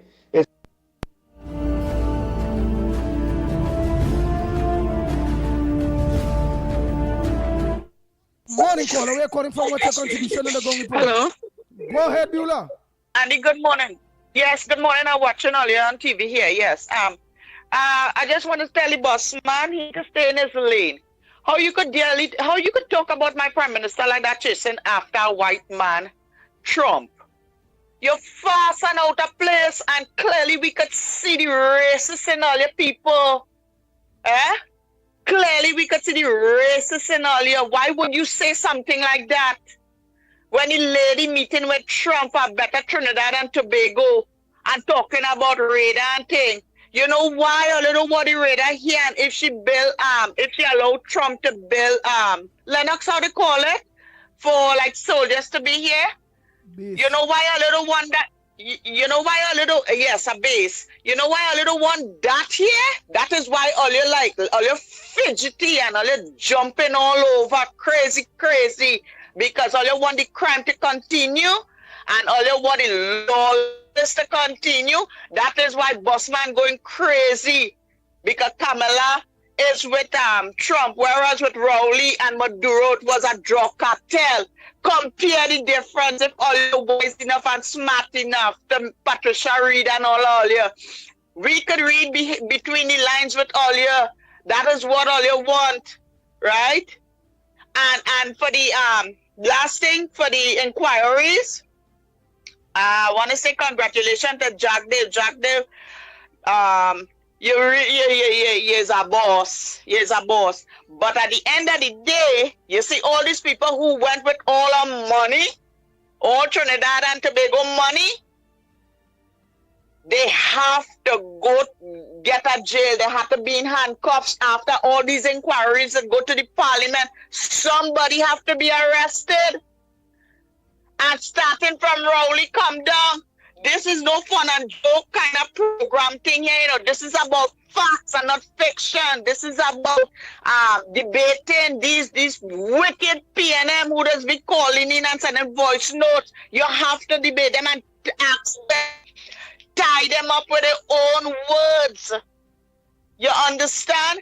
This boss man cannot come here and KFC them cannot come here. 1 minute they contradicting this, every next minute they talking this. Hello, I am very smart, yeah, and I just read between the line because I listen very carefully, and there's nobody coming from and where they go in. Okay, Andy. Thanks. Thank you very much. Let's continue Trinidad and Tobago. Oh boy, oh boy, oh boy.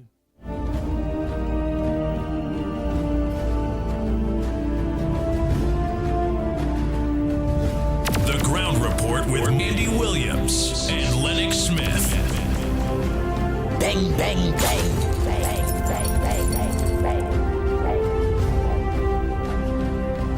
Good morning, caller. Where calling from and what's your contribution on the Ground Report this morning? Yeah, good morning, Brother Andy and Lennox. Yes, and Mr. Snipe. I just have a message for Bossman. You know, there was a guy, he went to England and he left his wife somewhere in Princestown. And he was sending money for her. And when he came back, she had the next man. And from that day, he was a trumpet man. He blew a trumpet in front of the library for the rest of his life.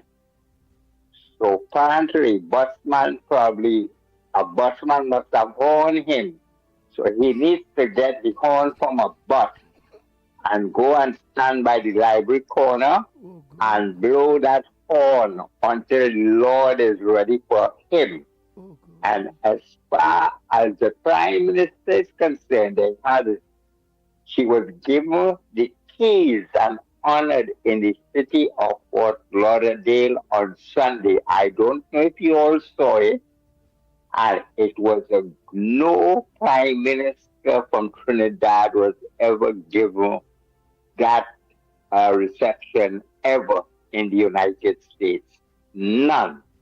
And I don't know if you saw that clip comparing me mostly with the Prime Minister, where David Nackwood, he didn't agree with her supporting Trump and Iran.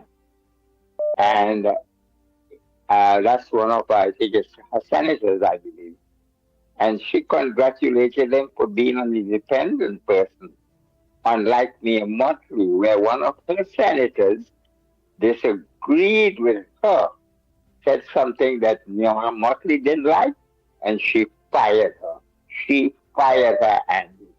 So that's the big difference. So that was my little contribution this morning, but I'll talk to you all. Have a pleasant day, brother. All right, thank you. Oh boy. Wow. Next caller. Last caller before we go for a break and come back. Go ahead, caller. Go ahead, Kunji, COP. I don't know. Go ahead, COP. I don't mind you call me COP, Kunji. You can call me even Chupidi too. Just don't call me PNM.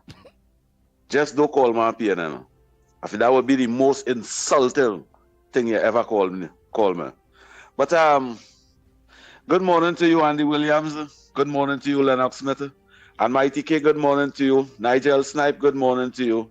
You know, Andy Williams, I have been listening and I trying to understand.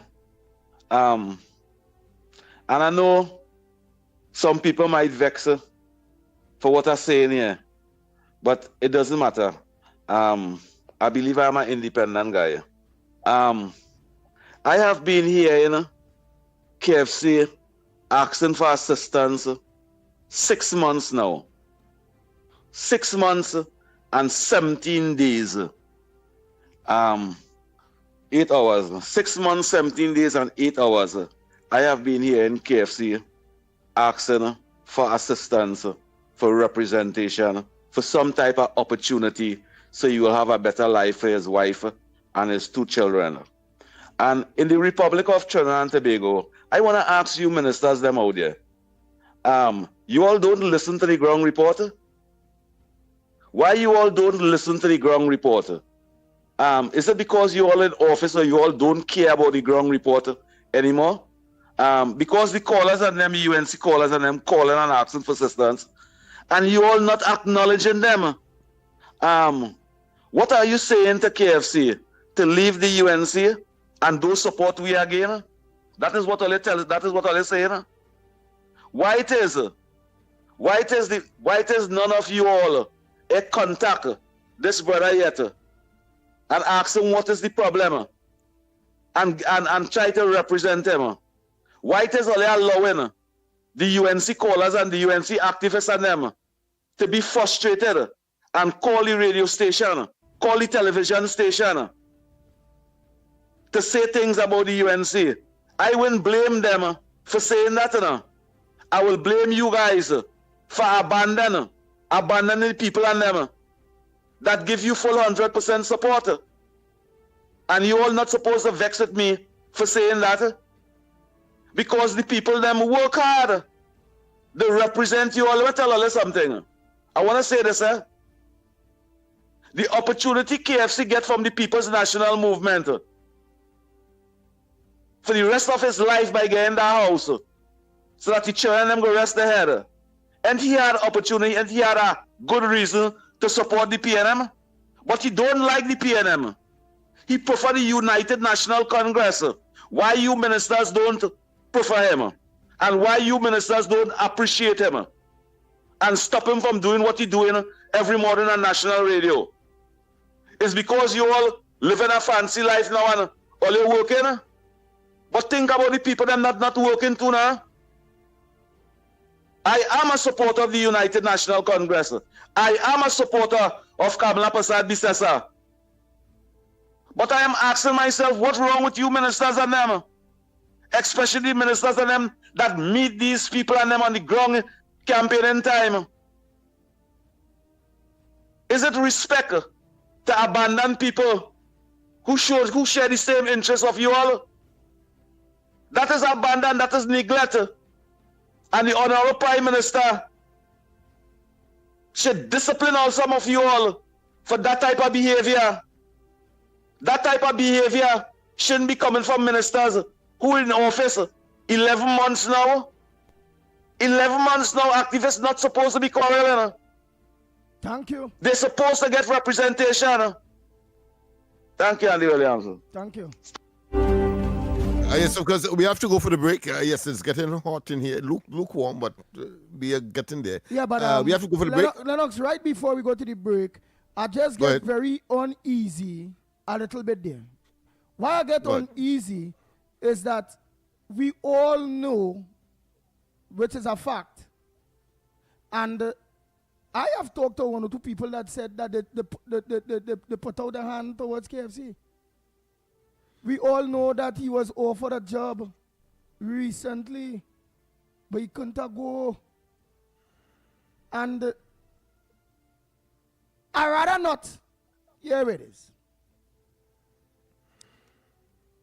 You see the Gong Report program? It's a plain talk, bad manners program.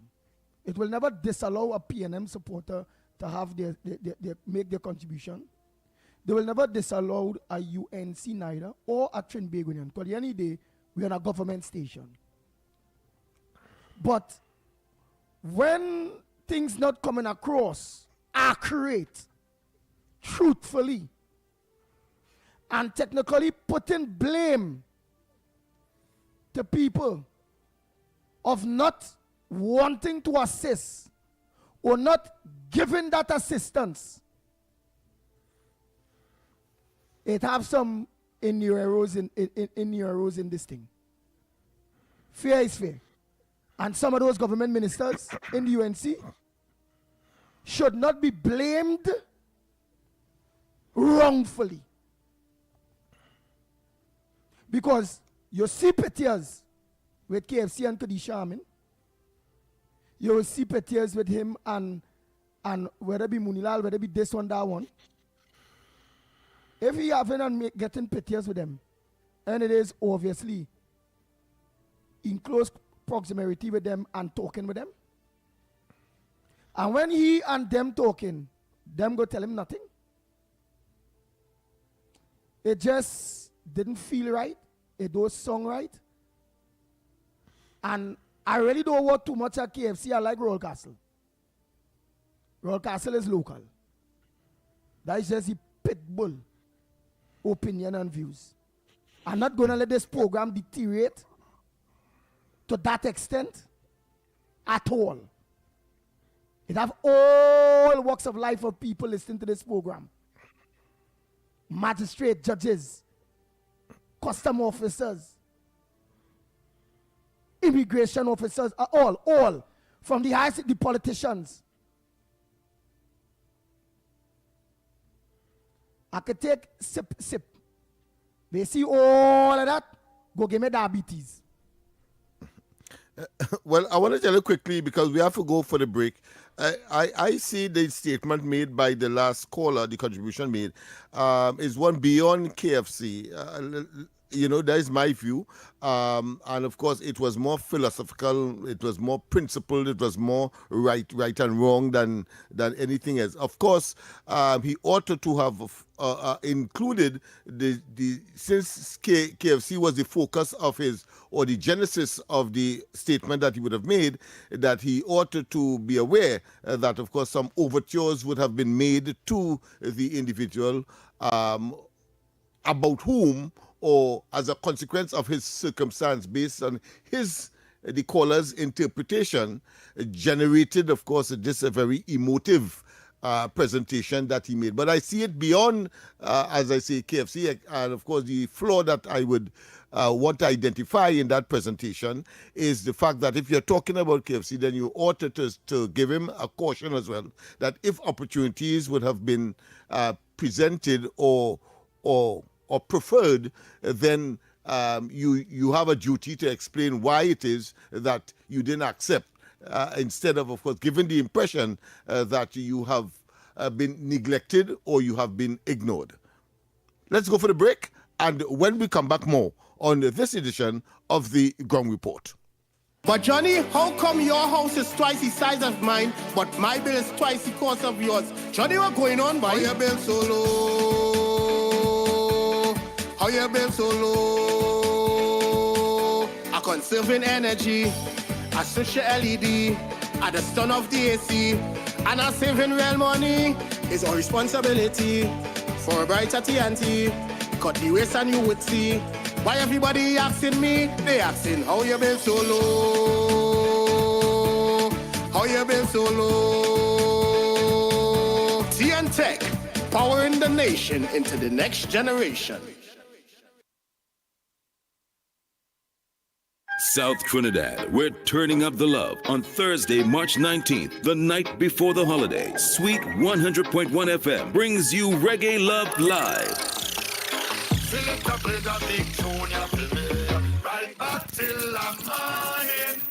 And we're taking over the lobby in South Trinidad for one unforgettable night. Enjoy big reggae anthems, sweet lovers rock, and so much more. Pure reggae vibes all night long. This is your midweek escape, your reason to step out and feel irie. Before you pull that trigger, hate to see when youths become friend killers. Bring your crew, bring your energy, bring your best vibes, because we're lighting up the launch with music you know and love. Admission is free, so no excuses. Thursday, March 19th at the lobby. This is Reggae Love Live. One love, one launch, 100. Imagine a gender-equal world. A world free of bias, stereotypes, and discrimination. A world that's diverse, equitable, and inclusive. A world where differences are valued and celebrated. This March 8th, in recognition of International Women's Day, Talk City 91.1 FM proudly launches Women Who Lead, a powerful feature highlighting dynamic women who are breaking barriers, leading with purpose, and shaping our nation's future. Tune in to Talk City 91.1 FM starting March 8th for Women Who Lead, because when women rise, we all rise. inspired by actual events. Everybody has a fear of something, right? Well, so do I. This is Janine. Despite resolving an incident in the past, Janine developed the fear of late electricity bill payments. Current gonophobia is no joke. Sometimes I would even black out. It was horrible. I felt so afraid and powerless. Thankfully, Janine took charge of her life when she was encouraged to sign up for TNTech's free online e-bill service. E-billing is such a brilliant idea. Signing up was a breeze, thanks to that knowledgeable CSR. And now I have the power to pay my bill on time, fearlessly. Thanks, TNTech. Visit ttec.co.tt to sign up for e-billing today. TNTech, the power to make it work. TTT News, every night at 7. TTT News, committed, accurate, relevant. She leads, she inspires, she makes history. This is Women Who Lead, a special International Women's Day feature on Talk City 91.1 FM. I don't wanna stop your shine,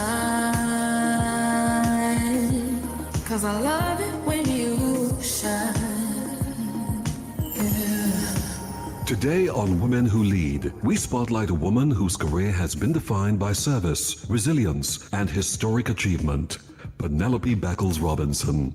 Her journey in national leadership began in 1995 when she entered Parliament as an opposition senator. She would go on to serve as Member of Parliament for Rima from 2000 to 2010 and again from 2020. Throughout her distinguished career, she has held several major ministerial portfolios, including Minister of Social Development, Minister of Culture and Tourism, and Minister of Public Utilities and the Environment. She also served as Leader of Opposition Business in the Senate from 2010 to 2013. In 2007, she made parliamentary history when she became the first woman ever elected Deputy Speaker of the House of Representatives in Trinidad and Tobago. An attorney at law by profession, called to the bar in 1988, Beckles-Robinson has combined legal expertise with decades of public service. In 2025, she once again broke new ground, becoming Leader of the Opposition and the first female political leader of the People's National Movement. Her story is one of leadership,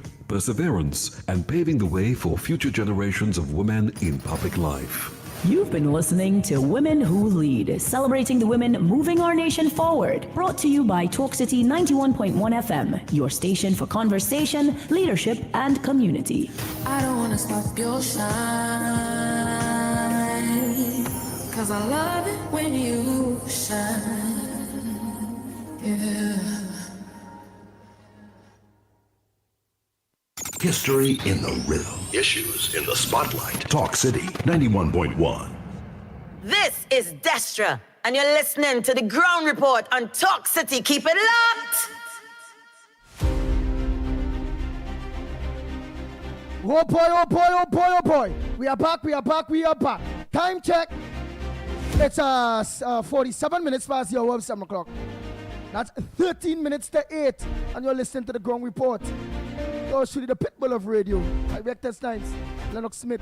We all are in studio. So let's continue. I see something in the newspapers here again, because this program mustn't be diverted to that kind of shoppiness. Really and truly. Yes, let me get back that news clipping. Well, I see something here as well with respect to Donald Trump's statement. So what the purpose of this Shield of the Americas is all about. And it says very simple in one sentence. The Americas Summit last Saturday proclaimed, that is to say Donald Trump, the President of the United States, proclaims that the U.S. will train and mobilize partner nation militaries to achieve the most effective fighting force necessary to dismantle cartels. I mean, that is clear, that is pellucid, that is vivid, that is, I mean, without any ambiguity. It does not talk about, of course, having a base or taking over or invading or in any way colonizing any of the partners that participated in that inaugural signing of the Shield of Americas conference. You found your thing? Nah, not yet. What else you have there in Yeah, Lennox? well, I have a deep concern. Last week Friday, I had the inauspicious or the irksome responsibility of seeking a birth paper for a resident, a returning resident from the United States, and she had to leave on Saturday. So I took on the responsibility of acquiring the birth paper, and I'm saying so because of the fact that this government is about ease of doing business, and it was like pulling tooth from a baby or even an adult to get that birth paper, which I thought was very, very unfortunate. And I say so from the perspective that on the birth paper itself, it says the requirement for someone who is getting a birth paper for another person that they should have a copy of their ID, a copy of the person who, an authorization from the person who whose birth paper you are seeking to get. I think that is on the form itself. When having gone there and met that criteria, and as I'm watching it right now in front of me, so I have it here for those of you who have a visual view of the program, and it says that very clearly that you need a ID and you need, of course, authorization from the person who would be whose birth paper you are seeking to acquire. Well, when I got there, they tell me that ignore this. This is online, eh?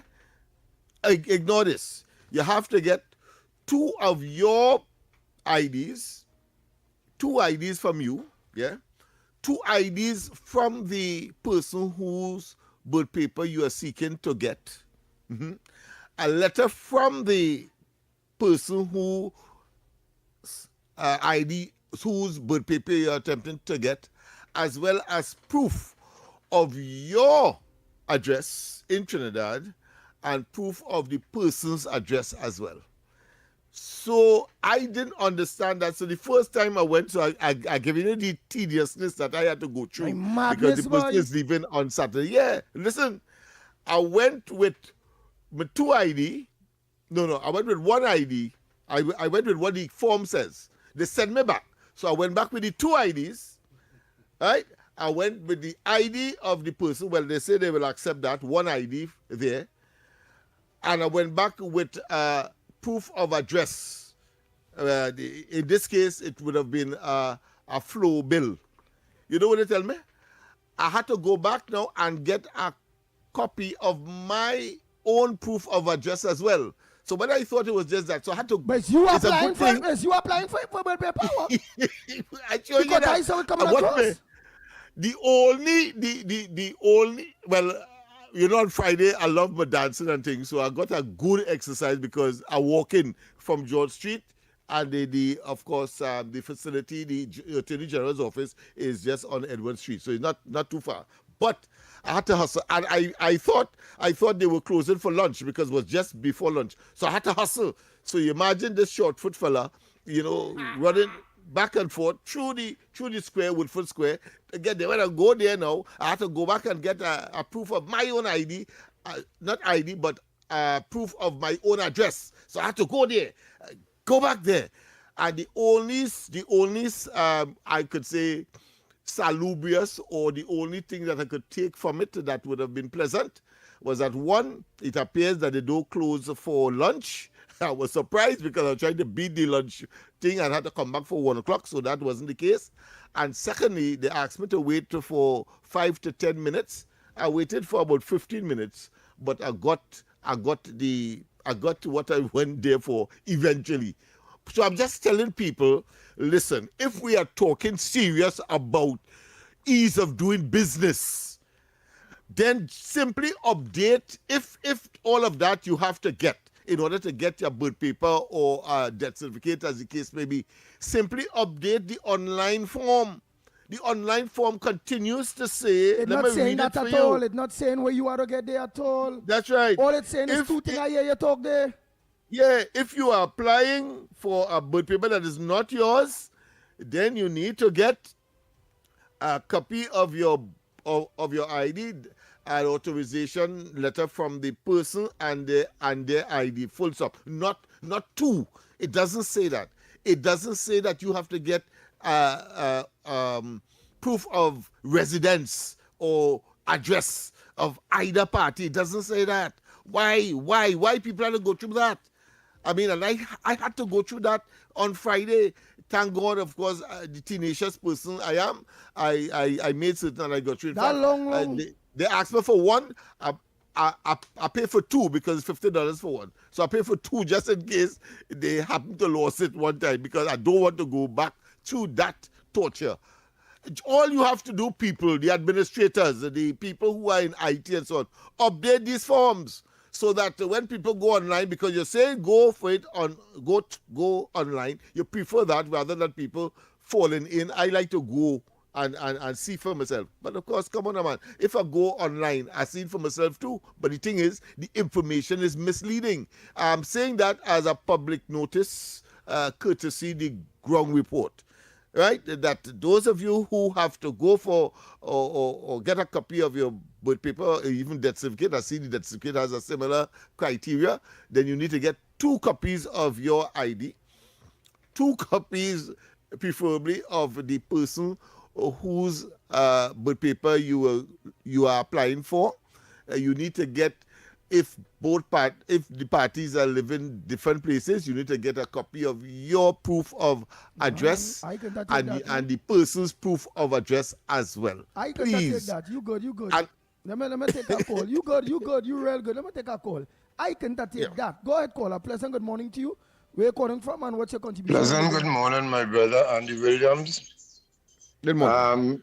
Lennox with my brother, pleasant good morning to you, and the gentleman, the Wesley Snipes, pleasant good morning to you, sir. Andy, well, this is your boy Carnage, and I'm calling again on behalf of myself, and I need some assistance in the field of where on the 9th of February last month, I experienced a little incident with a CDA tractor where it ended up damaging my vehicle, which is my glass. I went and do the relevant thing. I went to the station. I do everything to get back my glass. I went back. I went to the Senate. I went and got a quotation by Bobby's in the Bamboo. On that same day, I buy back my glass. I put back my glass in my car, and I do everything that I'm supposed to do for CA to reimbursement. Andy, today's what? It's about a month now, and up to now, Andy, nothing. Anybody can help, but I cannot get back reimbursement because I put out my money, they break my glass, and this is what I want Trinidad and Tobago to know. Every time a government vehicle, any government entity, vehicle, damage or a crash to a civilian vehicle, why the civilian they have to go through all that set of waiting, long. I tried to get the insurance, they say they will deal it out of pocket. Up to now, I'm still waiting. Anybody could give me a little advice or a little idea of what to do, or anybody know anybody that they could say a word on Barakanaj behalf him to get reimbursement for your vehicle, please. So a government vehicle damage your vehicle. The government vehicle driver and everybody gave police statement stating that they're wrong. That yes. And you are still now waiting to get your vehicle fixed.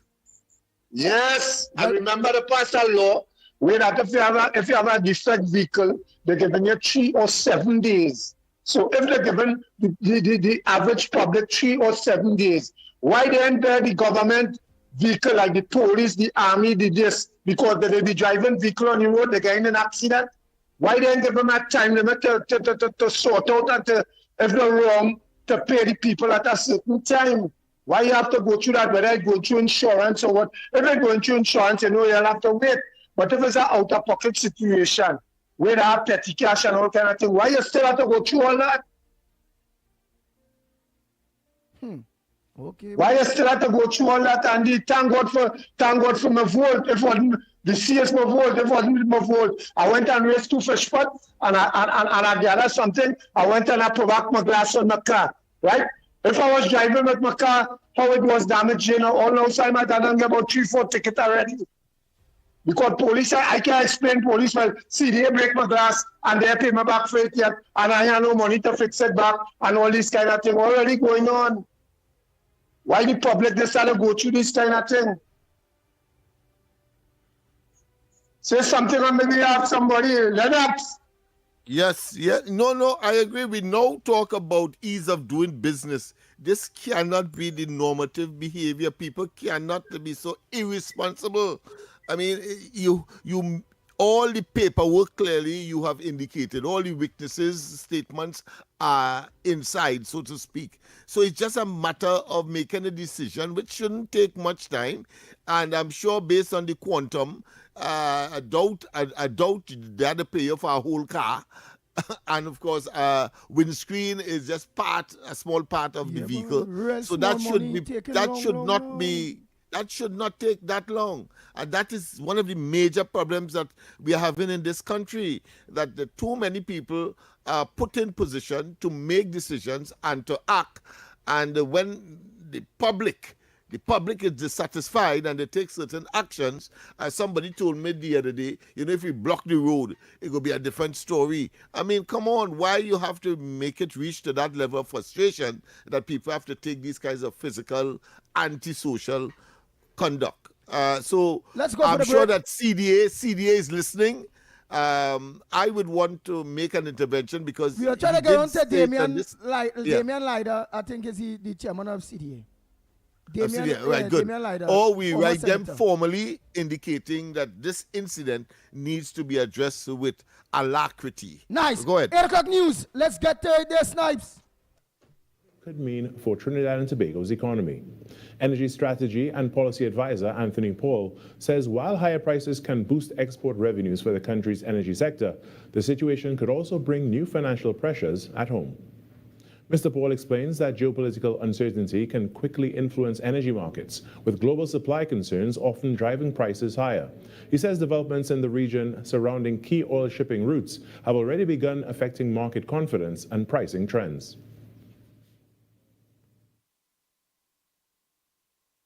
Prices are a function of supply and demand. And once the war started in the Middle East, Iran threatened to block the Gulf of Hormuz. As you know, 20% of the world's oil and commodities and oil products pass through that strait. So immediately that puts strain on the market in terms of supply. And of course, as expected, that would push up prices. For Trinidad and Tobago, Mr. Paul says high international prices could translate into increased earnings from oil and natural gas exports. However, he notes the country also imports most of its refined fuel products, which means global price movements can still affect national spending. So what will happen to the consumer is that the government of Trinidad and Tobago subsidizes those fuels, and therefore the price is kept at a fixed level for the consumer. The trouble is the government has been having difficulty meeting its obligation to fulfill the subsidy. And as we know, the government is running a deficit budget. The overall impact will depend largely on how long global prices remain elevated, noting that while the energy sector could see gains from stronger export prices, sustained increases could also place additional pressure on the country's fiscal balance. In other news, a new initiative to support young women in the Tunapuna community was announced by Minister of Homeland Security Roger Alexander, who also praised the state of emergency for recent firearm seizures and several detentions. The minister made the remarks exclusively to TDT News during Pagua festivities in El Dorado, Trinidad and Tobago on Sunday. Minister of Homeland Security and Member of Parliament for Tunapuna noted that the bright colors of Pagua are more than a celebration of culture. It's a reminder of unity for many across the nation. And you know what I'm looking at? It is called the Festival of Colors. But at the same time, I'm looking at how we come from different cultures. But then you see a combination of persons here, including myself. How can we mix colors together and get joy and happiness out of it? That means that it is also an indication of how we could live.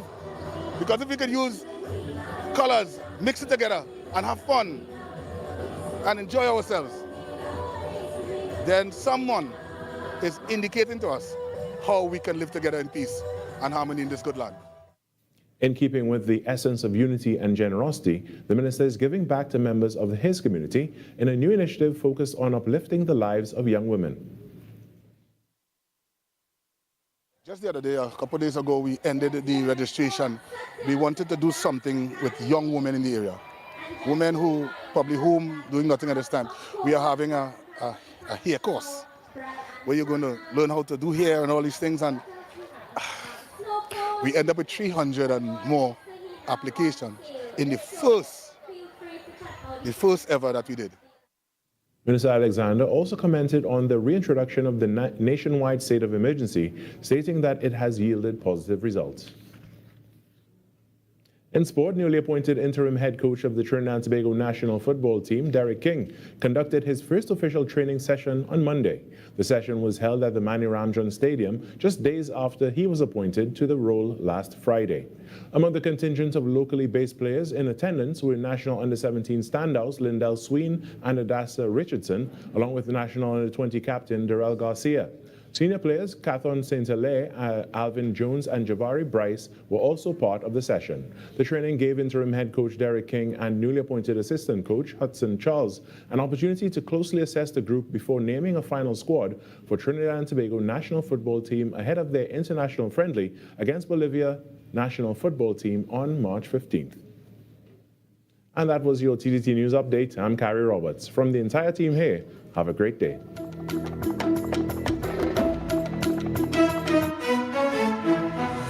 That was TDT News on Talk City 91.1 FM. Talk City 91.1 FM. Talk.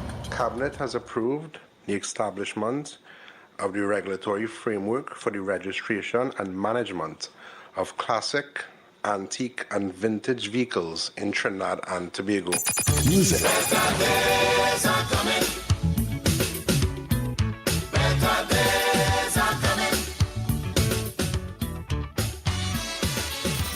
Culture.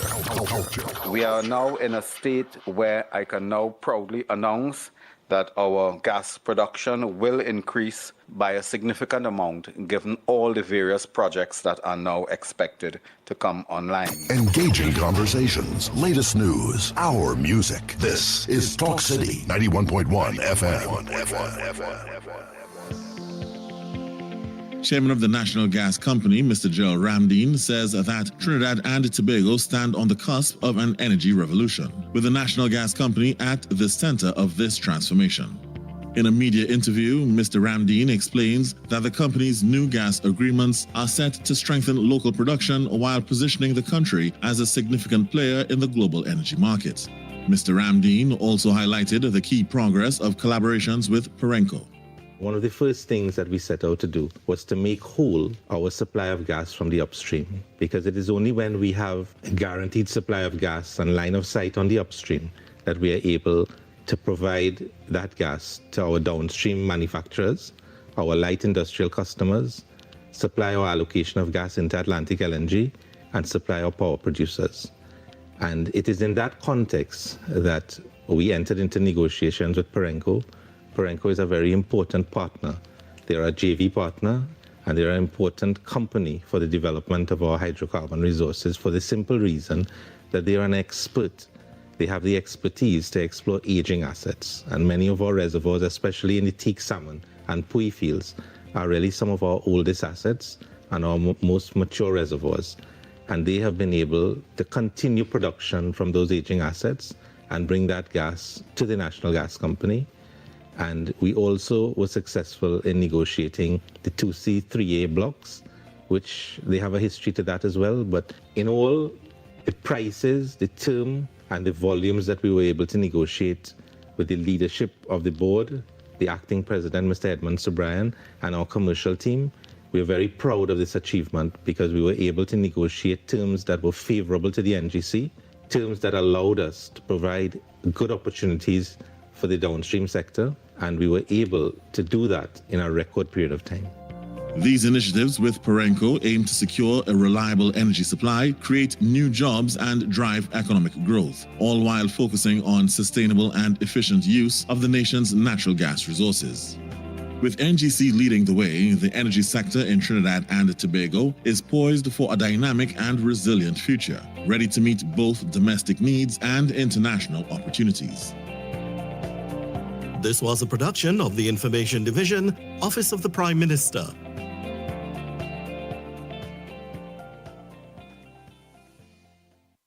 This March 8th, in celebration of International Women's Day, Talk City 91.1 FM proudly presents Women Who Lead. Imagine a world free of bias and discrimination, a world that's diverse, equitable, and inclusive, a world where women's achievements are celebrated and their voices amplified. For over a century, International Women's Day has championed gender equality, and the journey continues. Join us as we highlight powerful, inspiring women who are breaking barriers and shaping our future. Women Who Lead, launching March 8th on Talk City 91.1 FM. Together, we can forge gender equality. Before the sun, before the road, the talk starts here. Talk City 91.1. This is Destra, and you're listening to the Ground Report on Talk City. Keep it locked! 6 a.m. to 9 a.m. Join Andy Williams and Lennox Smith, the Ground Report team, as they rip apart the lies, half-truth, and misinformation that the mainstream media never discuss. The Ground Report. Hard-hitting, informative, undiluted, uncompromising, and unfiltered. Monday to Friday. Get the raw facts before making any life-changing decisions. Only on The Ground Report. The Ground Report. The Ground Report. The government of Trinidad and Tobago is not closing down Petrotrin. The Ground Report. The Ground Report. I would think that there's been very clear that all the employees of Petrotrin will exit the company. All. The Ground Report with Andy Williams and Lennox Smith. Oh boy. We are back. Time check. It's approximately 11 minutes past the hour of 8 o'clock. And you're listening to the Ground Report on Talk City 91.1 FM. And you're listening and viewing us on our several social media platforms that are available to you when you leave your maxis, your taxis, your PH vehicle, when you reach home or when you reach on work.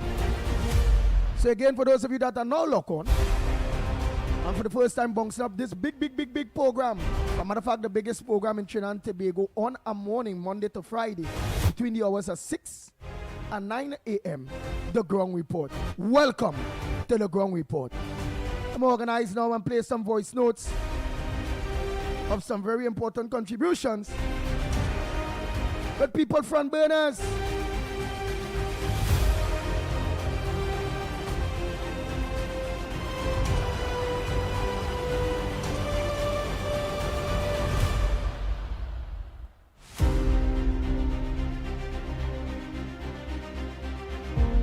Andy, good morning to you, Lennox, Mikey, Newbie, and to everybody out there. Andy, well, Good Friday coming up just now, right? And Busman practicing from now to be the Good Friday Rara. You might know about the Good Friday Rara, but Lennox might know. All who grew up with old people will know, right, about Good Friday Rara. And you're practicing from now. To hear Busman talk, you would swear we were living in paradise up until the 28th of April. And we know where he getting that from. Nothing was working in this country before the 28th of April. No water, poor electricity, right? Everything, Andy, the roads in bad condition, no schools, nothing. But Busman didn't have a problem. Suddenly now, on the 29th of April, Busman wanted them to wave a wand and fix everything.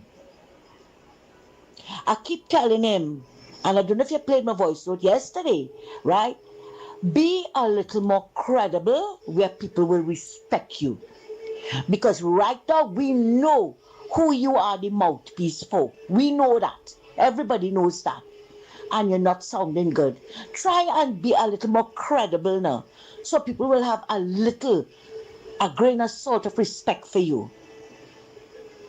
It's one thing over and over, and eat like the locusts and the grain of corn. The locusts come and take a grain of corn, and he went, and that went on and on and on. That's what just did that one line, and that is what he does every morning. That is what he does, right? America is one of our biggest trading partner from way back when. Right? You expect Mrs. Passabis as a prime minister to go against him? Ask yourself, not because Mia Motley and all of them gone quiet now, that they're not going to support Trump. Ask yourself. She's seeking the interest of the country, and if you don't like it, you put yourself up for prime minister, because apparently you and all who you're supporting to bring all this nonsense could fix this country better. Go up for election now. Andy is one set of empty vessels banging on the pavement looking for relevance. One thing over and over, nothing working in this country, but nothing was working before. Nothing was working before. We met a treasury that was empty. Fumes, really running on fumes, because even the PNM was asking where she getting money from to do these things, and you come in with this rhetoric every morning. Oh geez, man, have a little more credibility and people will respect you, because right now nobody has any for you. Thanks, Andy. Hi, good morning, gentlemen. Gentlemen, you know, I am wondering, when will Trinidadians mature and face reality? When will they realize that we have come to a place now where we have to be serious, we have to go with the times, and all the wrongs and the evil in this country has to be fixed? And it cannot be fixed by the continuous old talk. It's a time where we must have action, you understand? And it seems that the people who are in one form, one way or the other, involved in some form of crime, they have a serious problem with the good work that Kamala Persad-Bissessar is doing. Imagine this woman met with the Southern Command top brass. This is what has to be done now. Now is not a time for slingshot. Now is a time where, you know, it is very, very serious crime. You understand? The world is in jeopardy, and Trinidad and Tobago, if for once we get a prime minister that is working to fix Trinidad and Tobago, why should we be against that? The only reason why people should be quarreling and finding fault with all that Kamala Persad-Bissessar doing, and the busman saying, well, she meeting with Trump and she meeting with this. Hey, all year, we passed the low-life, labasterian, gutterat times. You hear? We are moving on up. She is taking this country out of the lawless dump that it is. You understand? And there are people who are bent on keeping we in the gutter that PNM had we for 10 years. Enough is enough. Madam Prime Minister and the government of Trinidad and Tobago, do whatever you all have to do to make Trinidad and Tobago a better place. Who vex because the drug can't pass, and who vex because they can't come out and use the gun, and who vex because they love the lawlessness, too bad for them. You understand? But do what is right for the good, decent, law-abiding citizens of Trinidad and Tobago. We support you and your government 100%. And you know something? The haters, all you, just hold now and give me a break. Be moving on up. Blessings. The Ground Report with Mandy Williams and Lennox Smith. Good morning, Andy, Mr. Lennox, and everyone else. Andy, you know, I'm real upset because it is very clear that that caller doesn't be listening to this program a long time.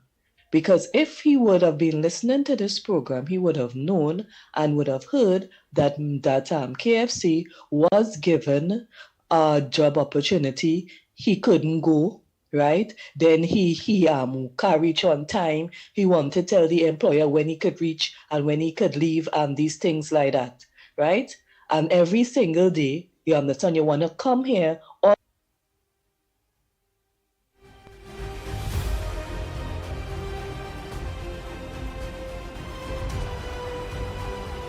the program and on the show, and not just this show alone, other show, and berate and bad talk the UNC, like if the ministers have not tried to help him. At the end of the day, you could bring a horse to water, you cannot force it to drink. And that is KFC. Like, I don't understand. Like, if it is he expect that, that because he would have supported the UNC, like every month that they just give him a check. You understand? The type of, CPEP type of mentality. You go and you work for 2 hours or 3 hours and you go back home and rest. He don't want the opportunity that was given to him. So then what the ministers must do. So every single day you had to come up and try to spread this false narrative like if nobody ain't doing nothing for you. Oh God, man. It's ridiculous now.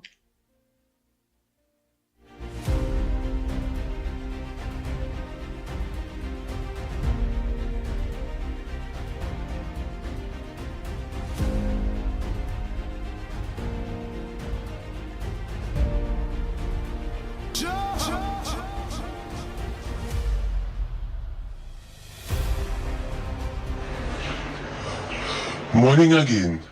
I want to talk about the Ministry of Housing. The government of Trinidad and Tobago is spending an excessive amount of money by having 3 ministers of housing. And it's a year that the government is in power and nothing is happening in the HEC. Not one house has been built, right? We're not seeing any construction taking place. Any land being allocated to put up houses, and instead all we're getting is a set of talk from a junior minister who is not even in charge, right? Just talking and prattling and rambling and communicating, and we're not hearing from David Lee, who is in charge, and Roberts nobody. So is it safe to conclude that this junior minister, who is third in command, called Phil, is Phil running the ministry? Something is wrong with that era of governance. What the HEC need to do, call a press conference with all the ministers, the director of HEC, let David Lee and Mr. Feroz talk and address the nation about what they intend to do, because they have several questions that the people need to ask and it's not being answered. We're not seeing anything happening in the Ministry of Housing. I mean, when Rowley was there, it had 1 minister in HCC and things were happening, right? I mean, a few houses were built, not much, but we have 3 ministers in housing and nothing is happening. We don't even hear from the other 2. And we have 1 minister, right, named Phil, just talking and presenting information. We don't know if it is HEC policies or he just being subjective.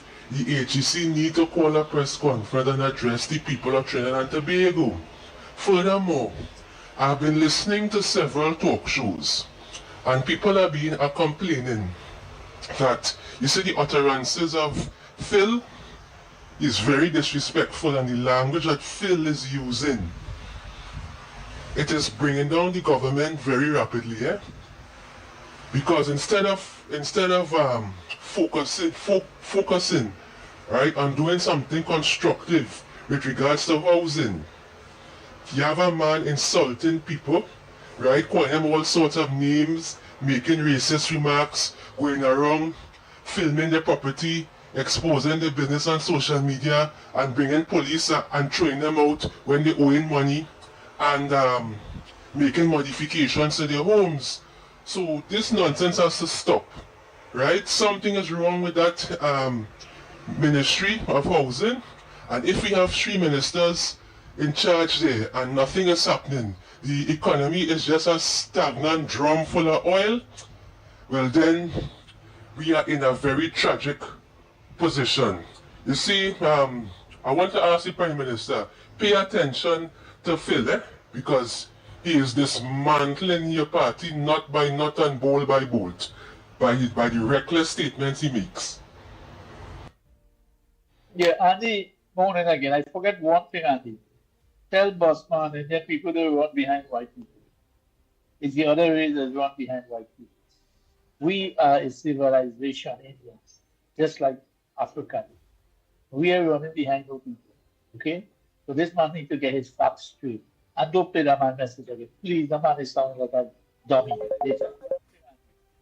Lee, good morning again. I just had to come back in here this morning. Lennox, I'm addressing this to Lennox and Garage. Yes. And anybody out there who experiencing problems, the government has changed, but the mindset of the workers there, they have not changed, right? I am also reminding people out there, if you have to go and renew your ID card, you have to take a utility bill as well. That's all the changes that they are making. You have to take a utility bill. Andy, this year I did it in 22. Yeah, 22. This is 4 years. I have applied for reimbursement. Right? Reimbursement. For national insurance. And up to now, I cannot get my money. This year... We have a call here too. Yeah, 22.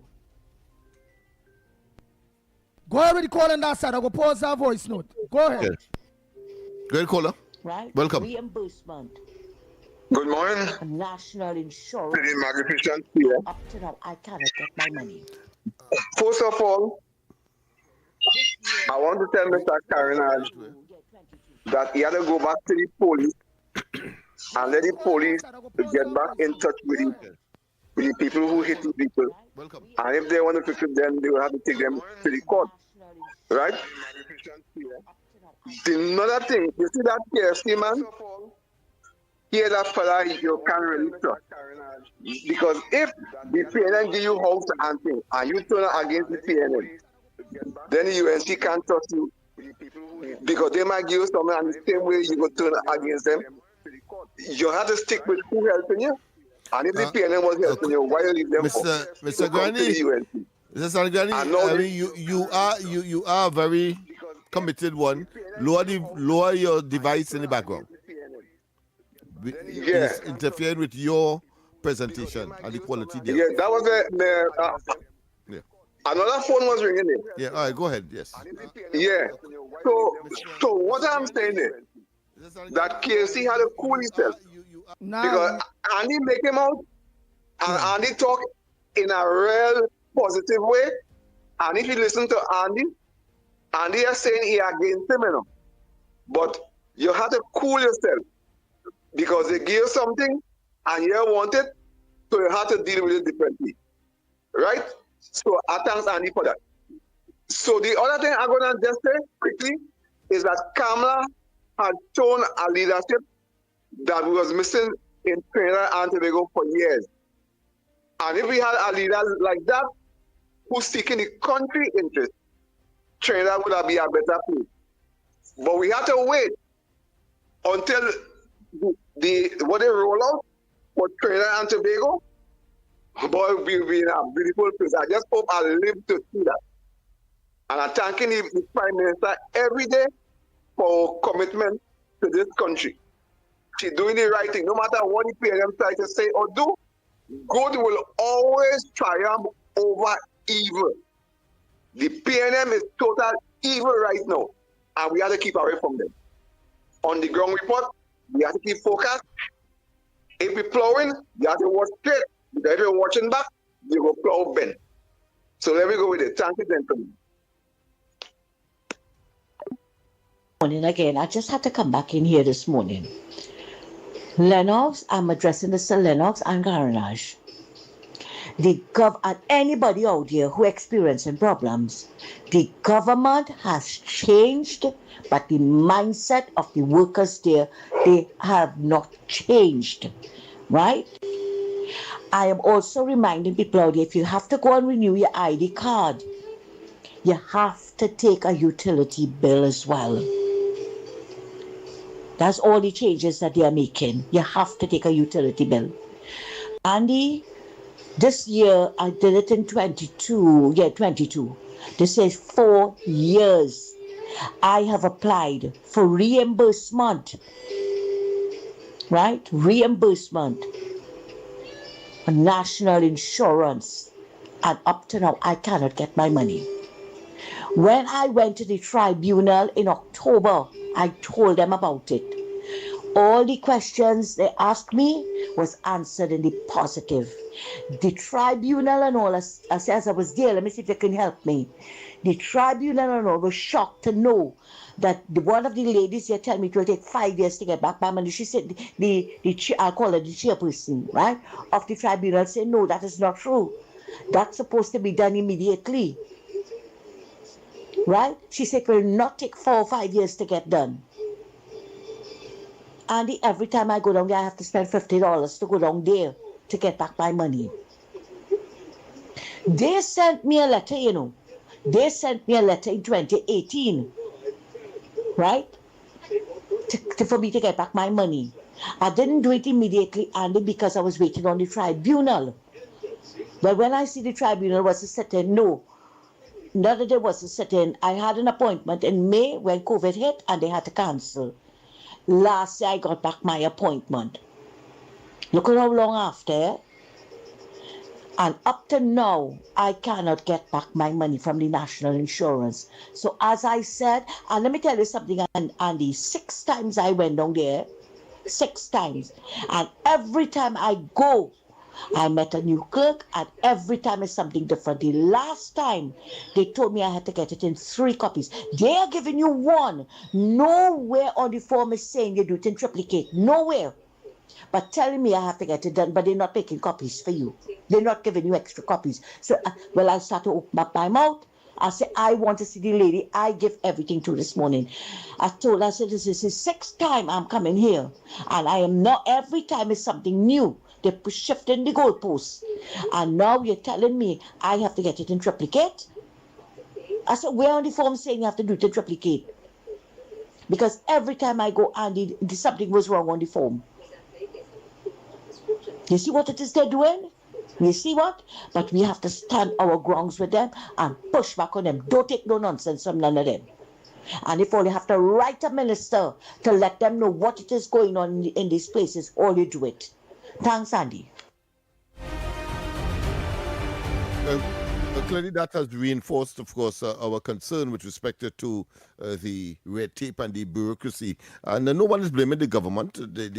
Clearly, those who are in the employ of the government to administer public service clearly are not doing their jobs. And in this case, I think in my case, would be the IT people. In Mr. Karanaj's case, it would have been, of course, the Shagaramas Development Authority. And in Miss Santa Cruz's case, it would have been, of course, the NIB. So if one have to take that as a microcosm, it means that therefore we can use that to say that seemed to be a malaise across the public sector delivery system, and the managers and those who are making decisions must now, of course, come up to scratch if Trinidad and Tobago is to advance in the way that it ought to. We have to go for a break, and when we come back, more on this edition of the Ground Report. Talk City 91.1. Thought-provoking conversations, bold perspectives, voices you trust. Talk City 91.1. Bigger, bolder, and more powerful than ever before. Yes, Talk City 91.1 FM. A brand new era of talk radio is here. With voices you know, trust, and respect. Get ready for an all-new lineup of the very best in talk. Andy Williams, Lennox Smith, Stephen Reese, Mr. X, Derek Charbodi, Roland Stewart, Sharon Farfan, Sudath Prasad, Heavy Duty, Alex Asing, Karen Francisco, Cherry-Leen Lewis, Short Pants, and more of the voices shaping the national conversation. From hard-hitting current affairs to real community issues, culture, politics, social development, and the stories that matter most to you. This is where Trinidad and Tobago comes to talk. It's all good right here on Talk City 91.1, where we're going to give you something new, something hot every day, Monday to Friday. Listen on 91.1 FM and connect on Facebook, YouTube, and TikTok. Talk City 91.1. Your city, your voice. Can trust be rebuilt in marriage? On the next episode of the Marriage Confessionals, the Duncans tackle a question many couples struggle with. Is there really such a thing as privacy in marriage? From accountability to transparency to what should and shouldn't be shared in public spaces.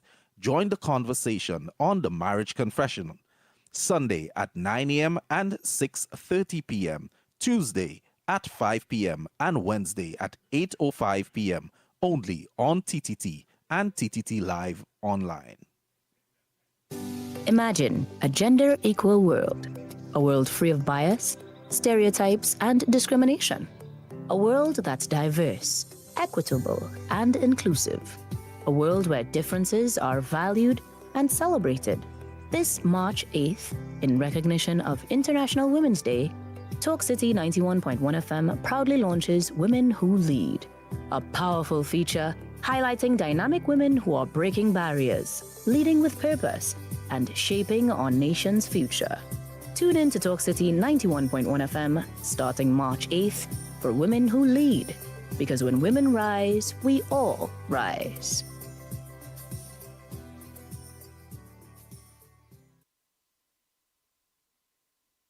When it matters, we're there, reporting the news as it happens, because your world can't wait. TTT News, nightly at 7. TTT News, committed, accurate, relevant.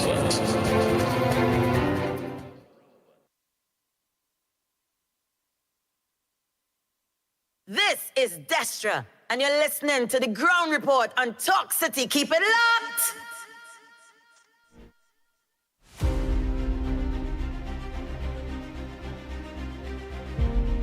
Oh boy, oh boy, oh boy. We are back. How time flies. Time check.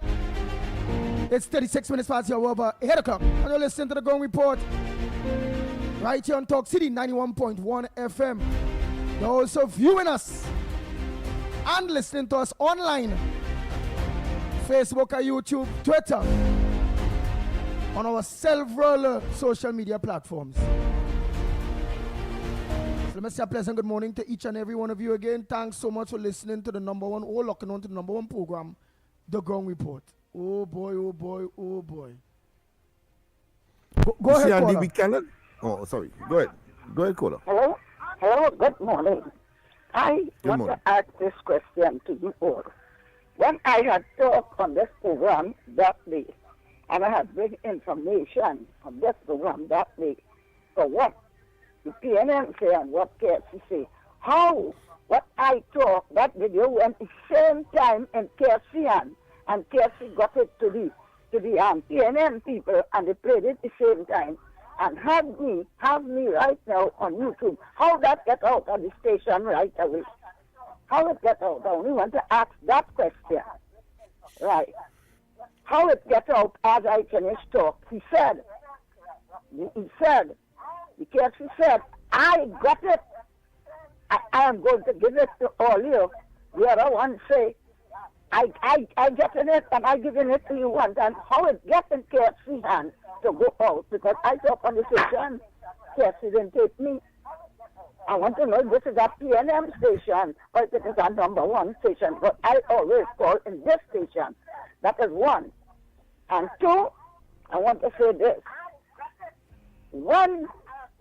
Something playing in the background, you know, Granny. Something playing and getting we have feedback in the background. Call me back on the number two question that you was going to pose. Go ahead, caller. Good morning, Andy, Uncle Lennox, Snipes, and all the listeners on this frequency and where this broadcast may reach.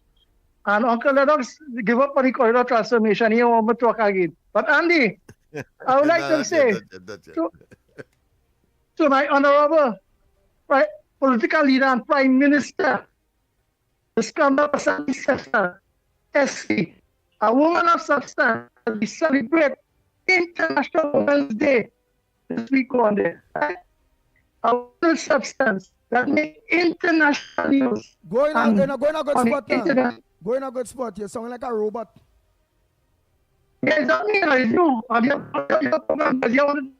Lennox Smith, tell me sounding like a robot. I'm getting that impression as well. You're sounding like a ping pong ball. Yeah. All right. So yeah. Go ahead, next caller. I was making a point. Go ahead, caller. Yeah, your second point, Granny. Now, I love all the station. All the time since our days, I call in the station. All I did not is to accommodate no PNM people coming to talk anything on all the station.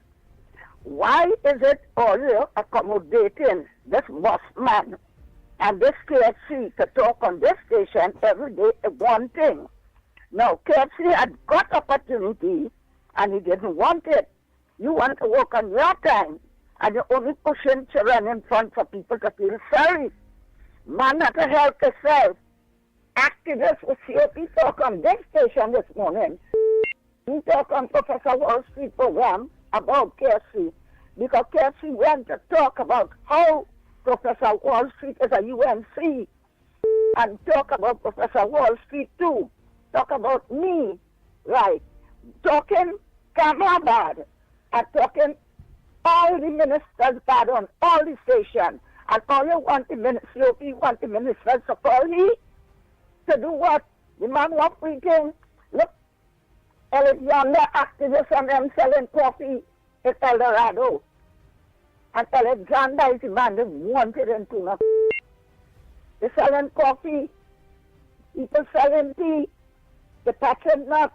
What's on the highway? It's a plenty opportunity. Your children, Andy.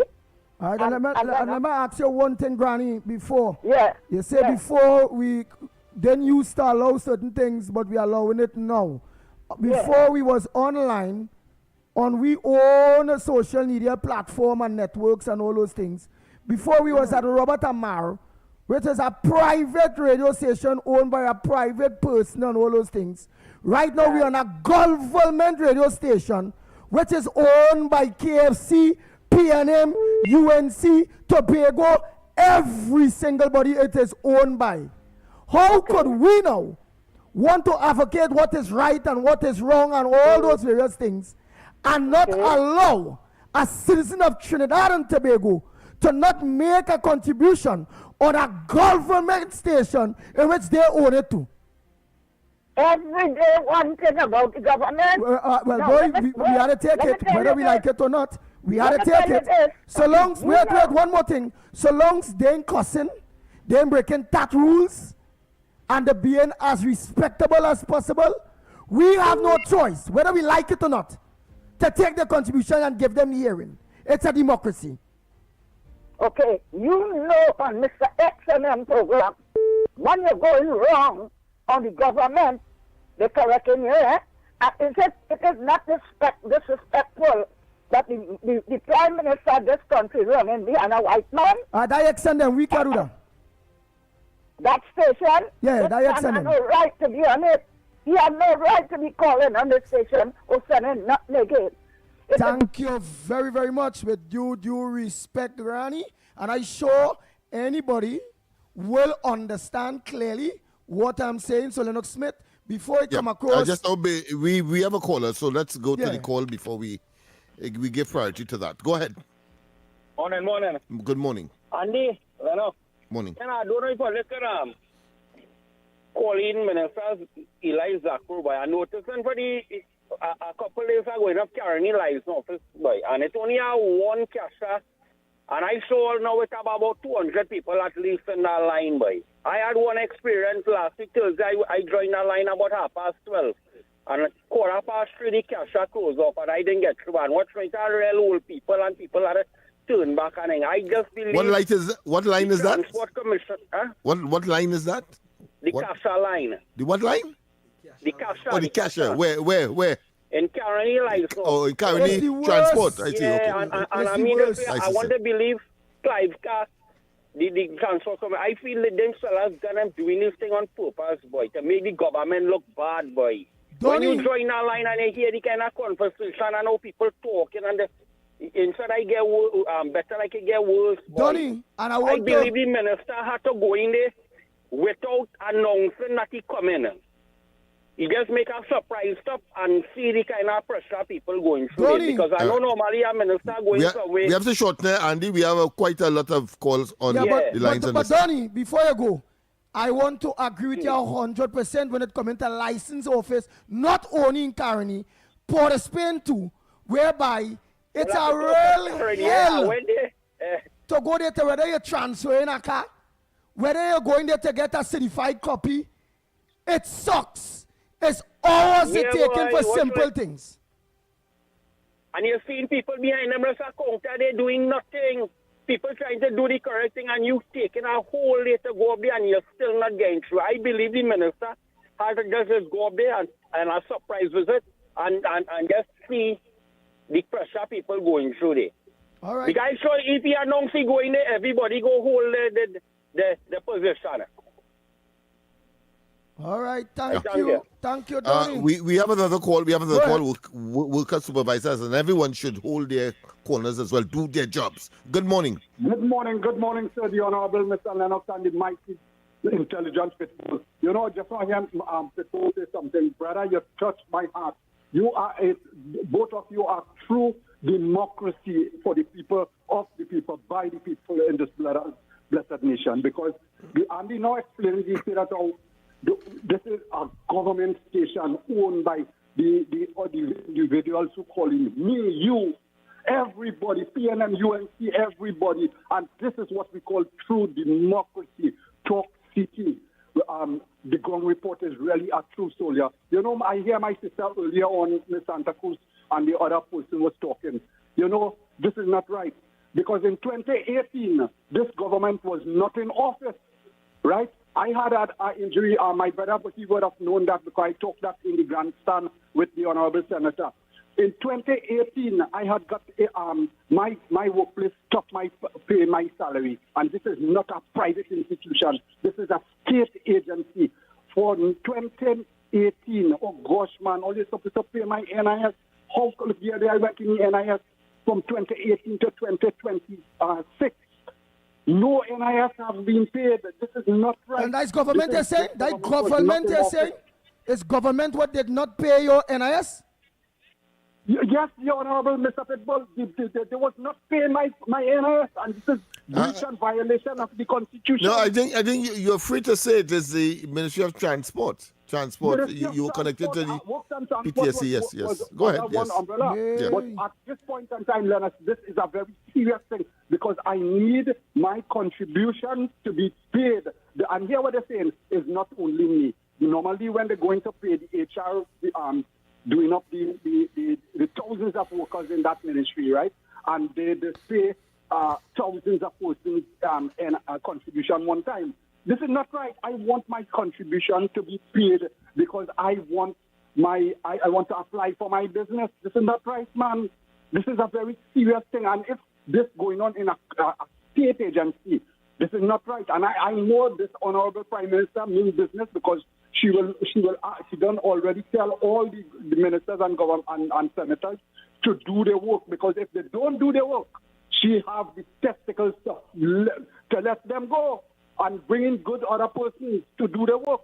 And this is a simple, easy an EV problem. I want them to correct this issue, just as my sister in Santa Cruz did, because how come every time they go, they want, this is victimization, you know, people don't know who, they say this person belongs to a political party. They want you to photocopy, 3 copy. It's a machine inside there. We are taxpayers, we are the government. They could photocopy a copy and give she that. Why she must have to go somewhere else and get triplet in this world, this other thing? Why you all is not paying my contribution to the NIB? And after that, once again, I am not a casual worker or temporary worker. I'm a public servant, permanent worker.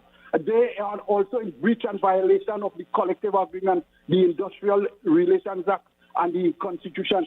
When I get injured, they're supposed to be giving me my salary. That is what the judge said.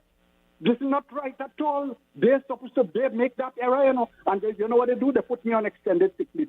Lennox, you're a very intelligent man with those high words you have. You know when somebody gets injured on the job, right? They're supposed to be on injury leave. All right, but thank you so much. Thank you so much. We got the point. Because let me clear that to Lennox Smith. Lennox Smith. So, yeah, but we have another call. Let's take the call. Go ahead, and then we'll summarize. Good morning. Hi, morning.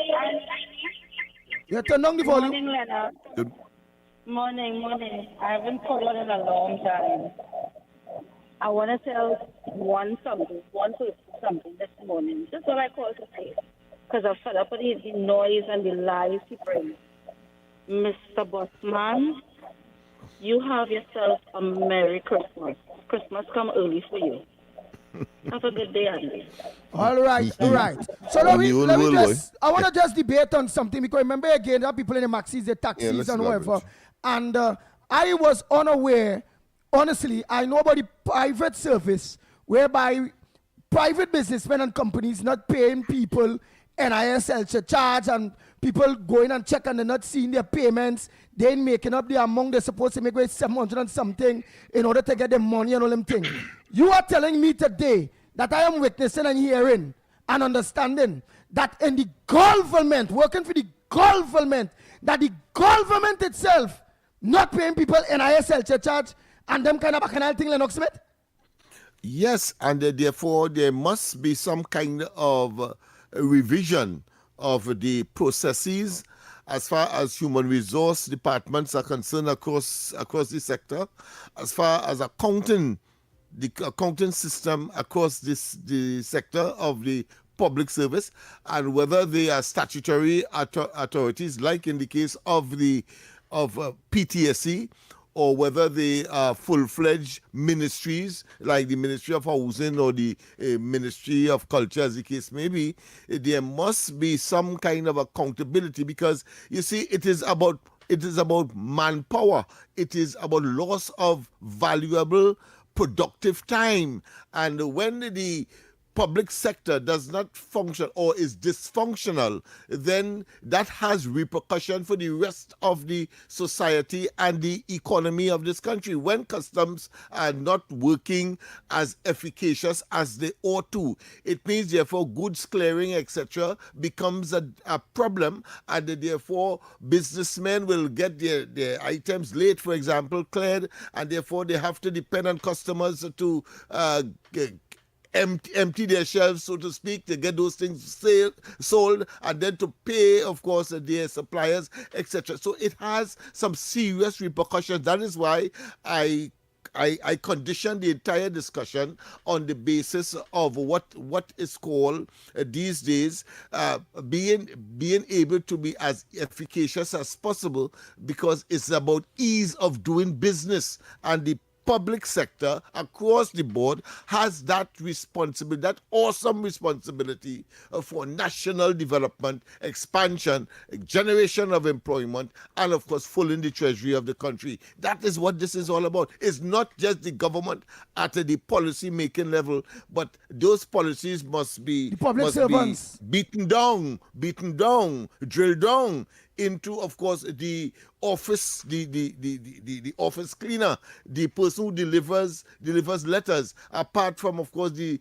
CEOs and the and those officers that may be considered to be 3 and 4 and teachers, etc. Understood. We need to make certain that we understand conscientiously we have a role and responsibility if we are to get out of the quagmire and the morass that we have found ourselves in. Nice. So we really need the ease of doing business when it comes into licensing office, whether it be Carney or Port of Spain or San Fernando or Point Fortin, licensing office. We need the ease of doing business. We also need the ease of doing business when it comes to the public transportation sector, PTSC. Some of the things that busman complain about is truth. Oh God, people are to go to work. The bus coming late. Sometimes it come at all. Get to work on time and do what you have to do. Clear your desk every day. Let's go for the break, and when we come back more, it's getting extremely hot in here. Is your business experiencing the following symptoms? Not enough customers, no sales, or slow cash flow.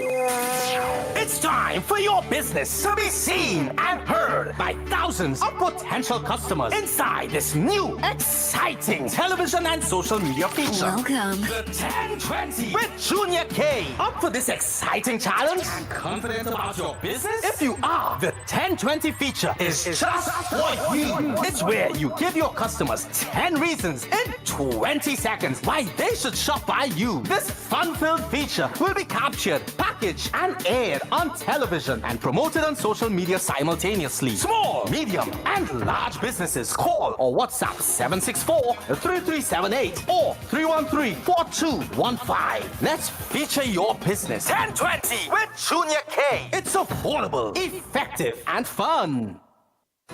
Your stories, your communities, your country. TTT News is everywhere, on the ground, across Trinidad and Tobago, and on every smart device. TTT News, nightly at 7. TTT News, committed, accurate, relevant.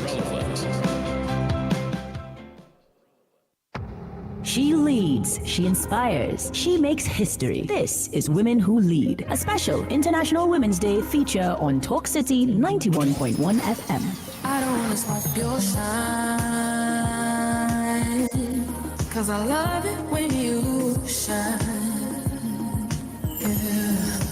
Today on Women Who Lead, we spotlight Drupati Ramgunai. She didn't just sing, she sparked a cultural revolution. Drupati Ramgunai is widely recognized as the queen of chutney soca, a pioneering artist who transformed traditional chutney music by blending it with soca rhythms, creating a sound that would energize generations and redefine Caribbean music. In 1988, her hit song Roll Up the Tassa broke barriers, introducing chutney soca to mainstream audiences and igniting debate, celebration, and cultural pride across Trinidad and Tobago.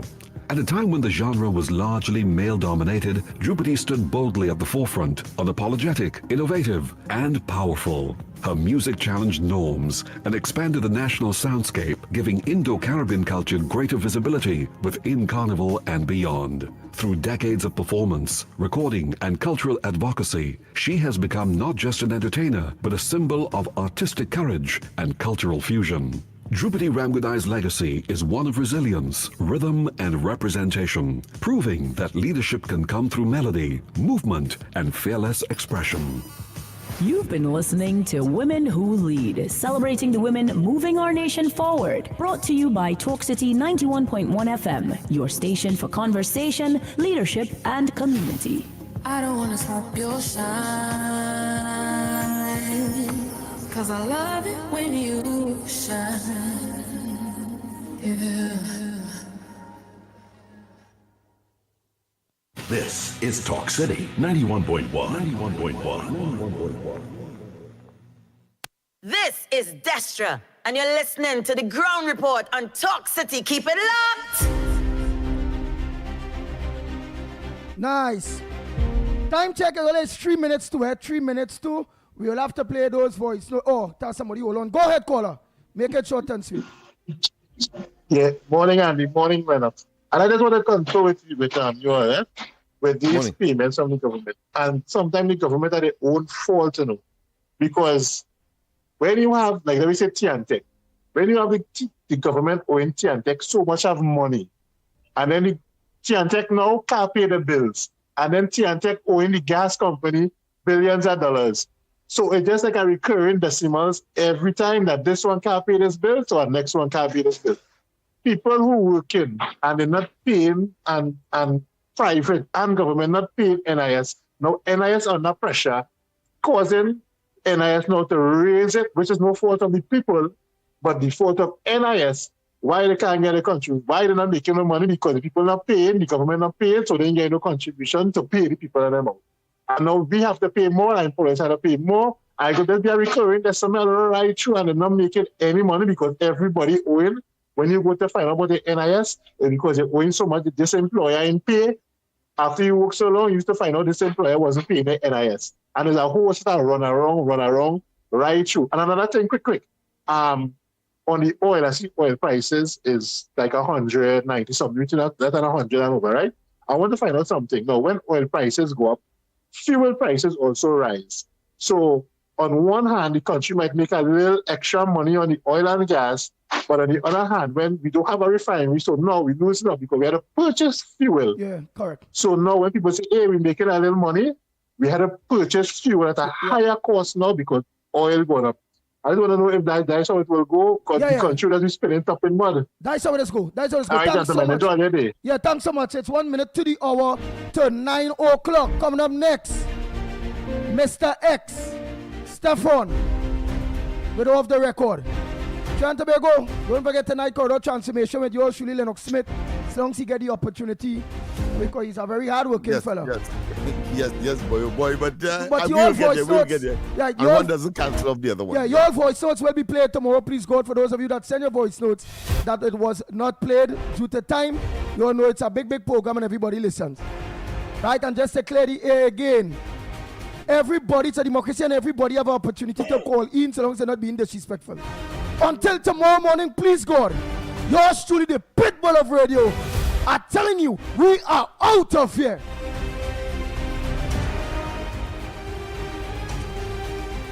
Bang, bang, bang, bang, bang, bang, bang, bang. Talk City 91.1 FM. Talk. This is about creating opportunity through responsible management and citizen participation in national wealth. We are targeting US $3 billion in new investment within the next few years in energy, in construction, in tourism, and the digital economy. Music.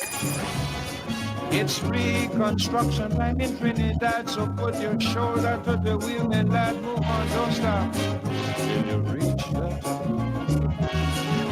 You put a hand and I put a hand and we will see. For big and for small in no time at all, prosperity. There's no other way to do it. Show your patriotic spirit, unity. Somehow, if Trinidad ever needed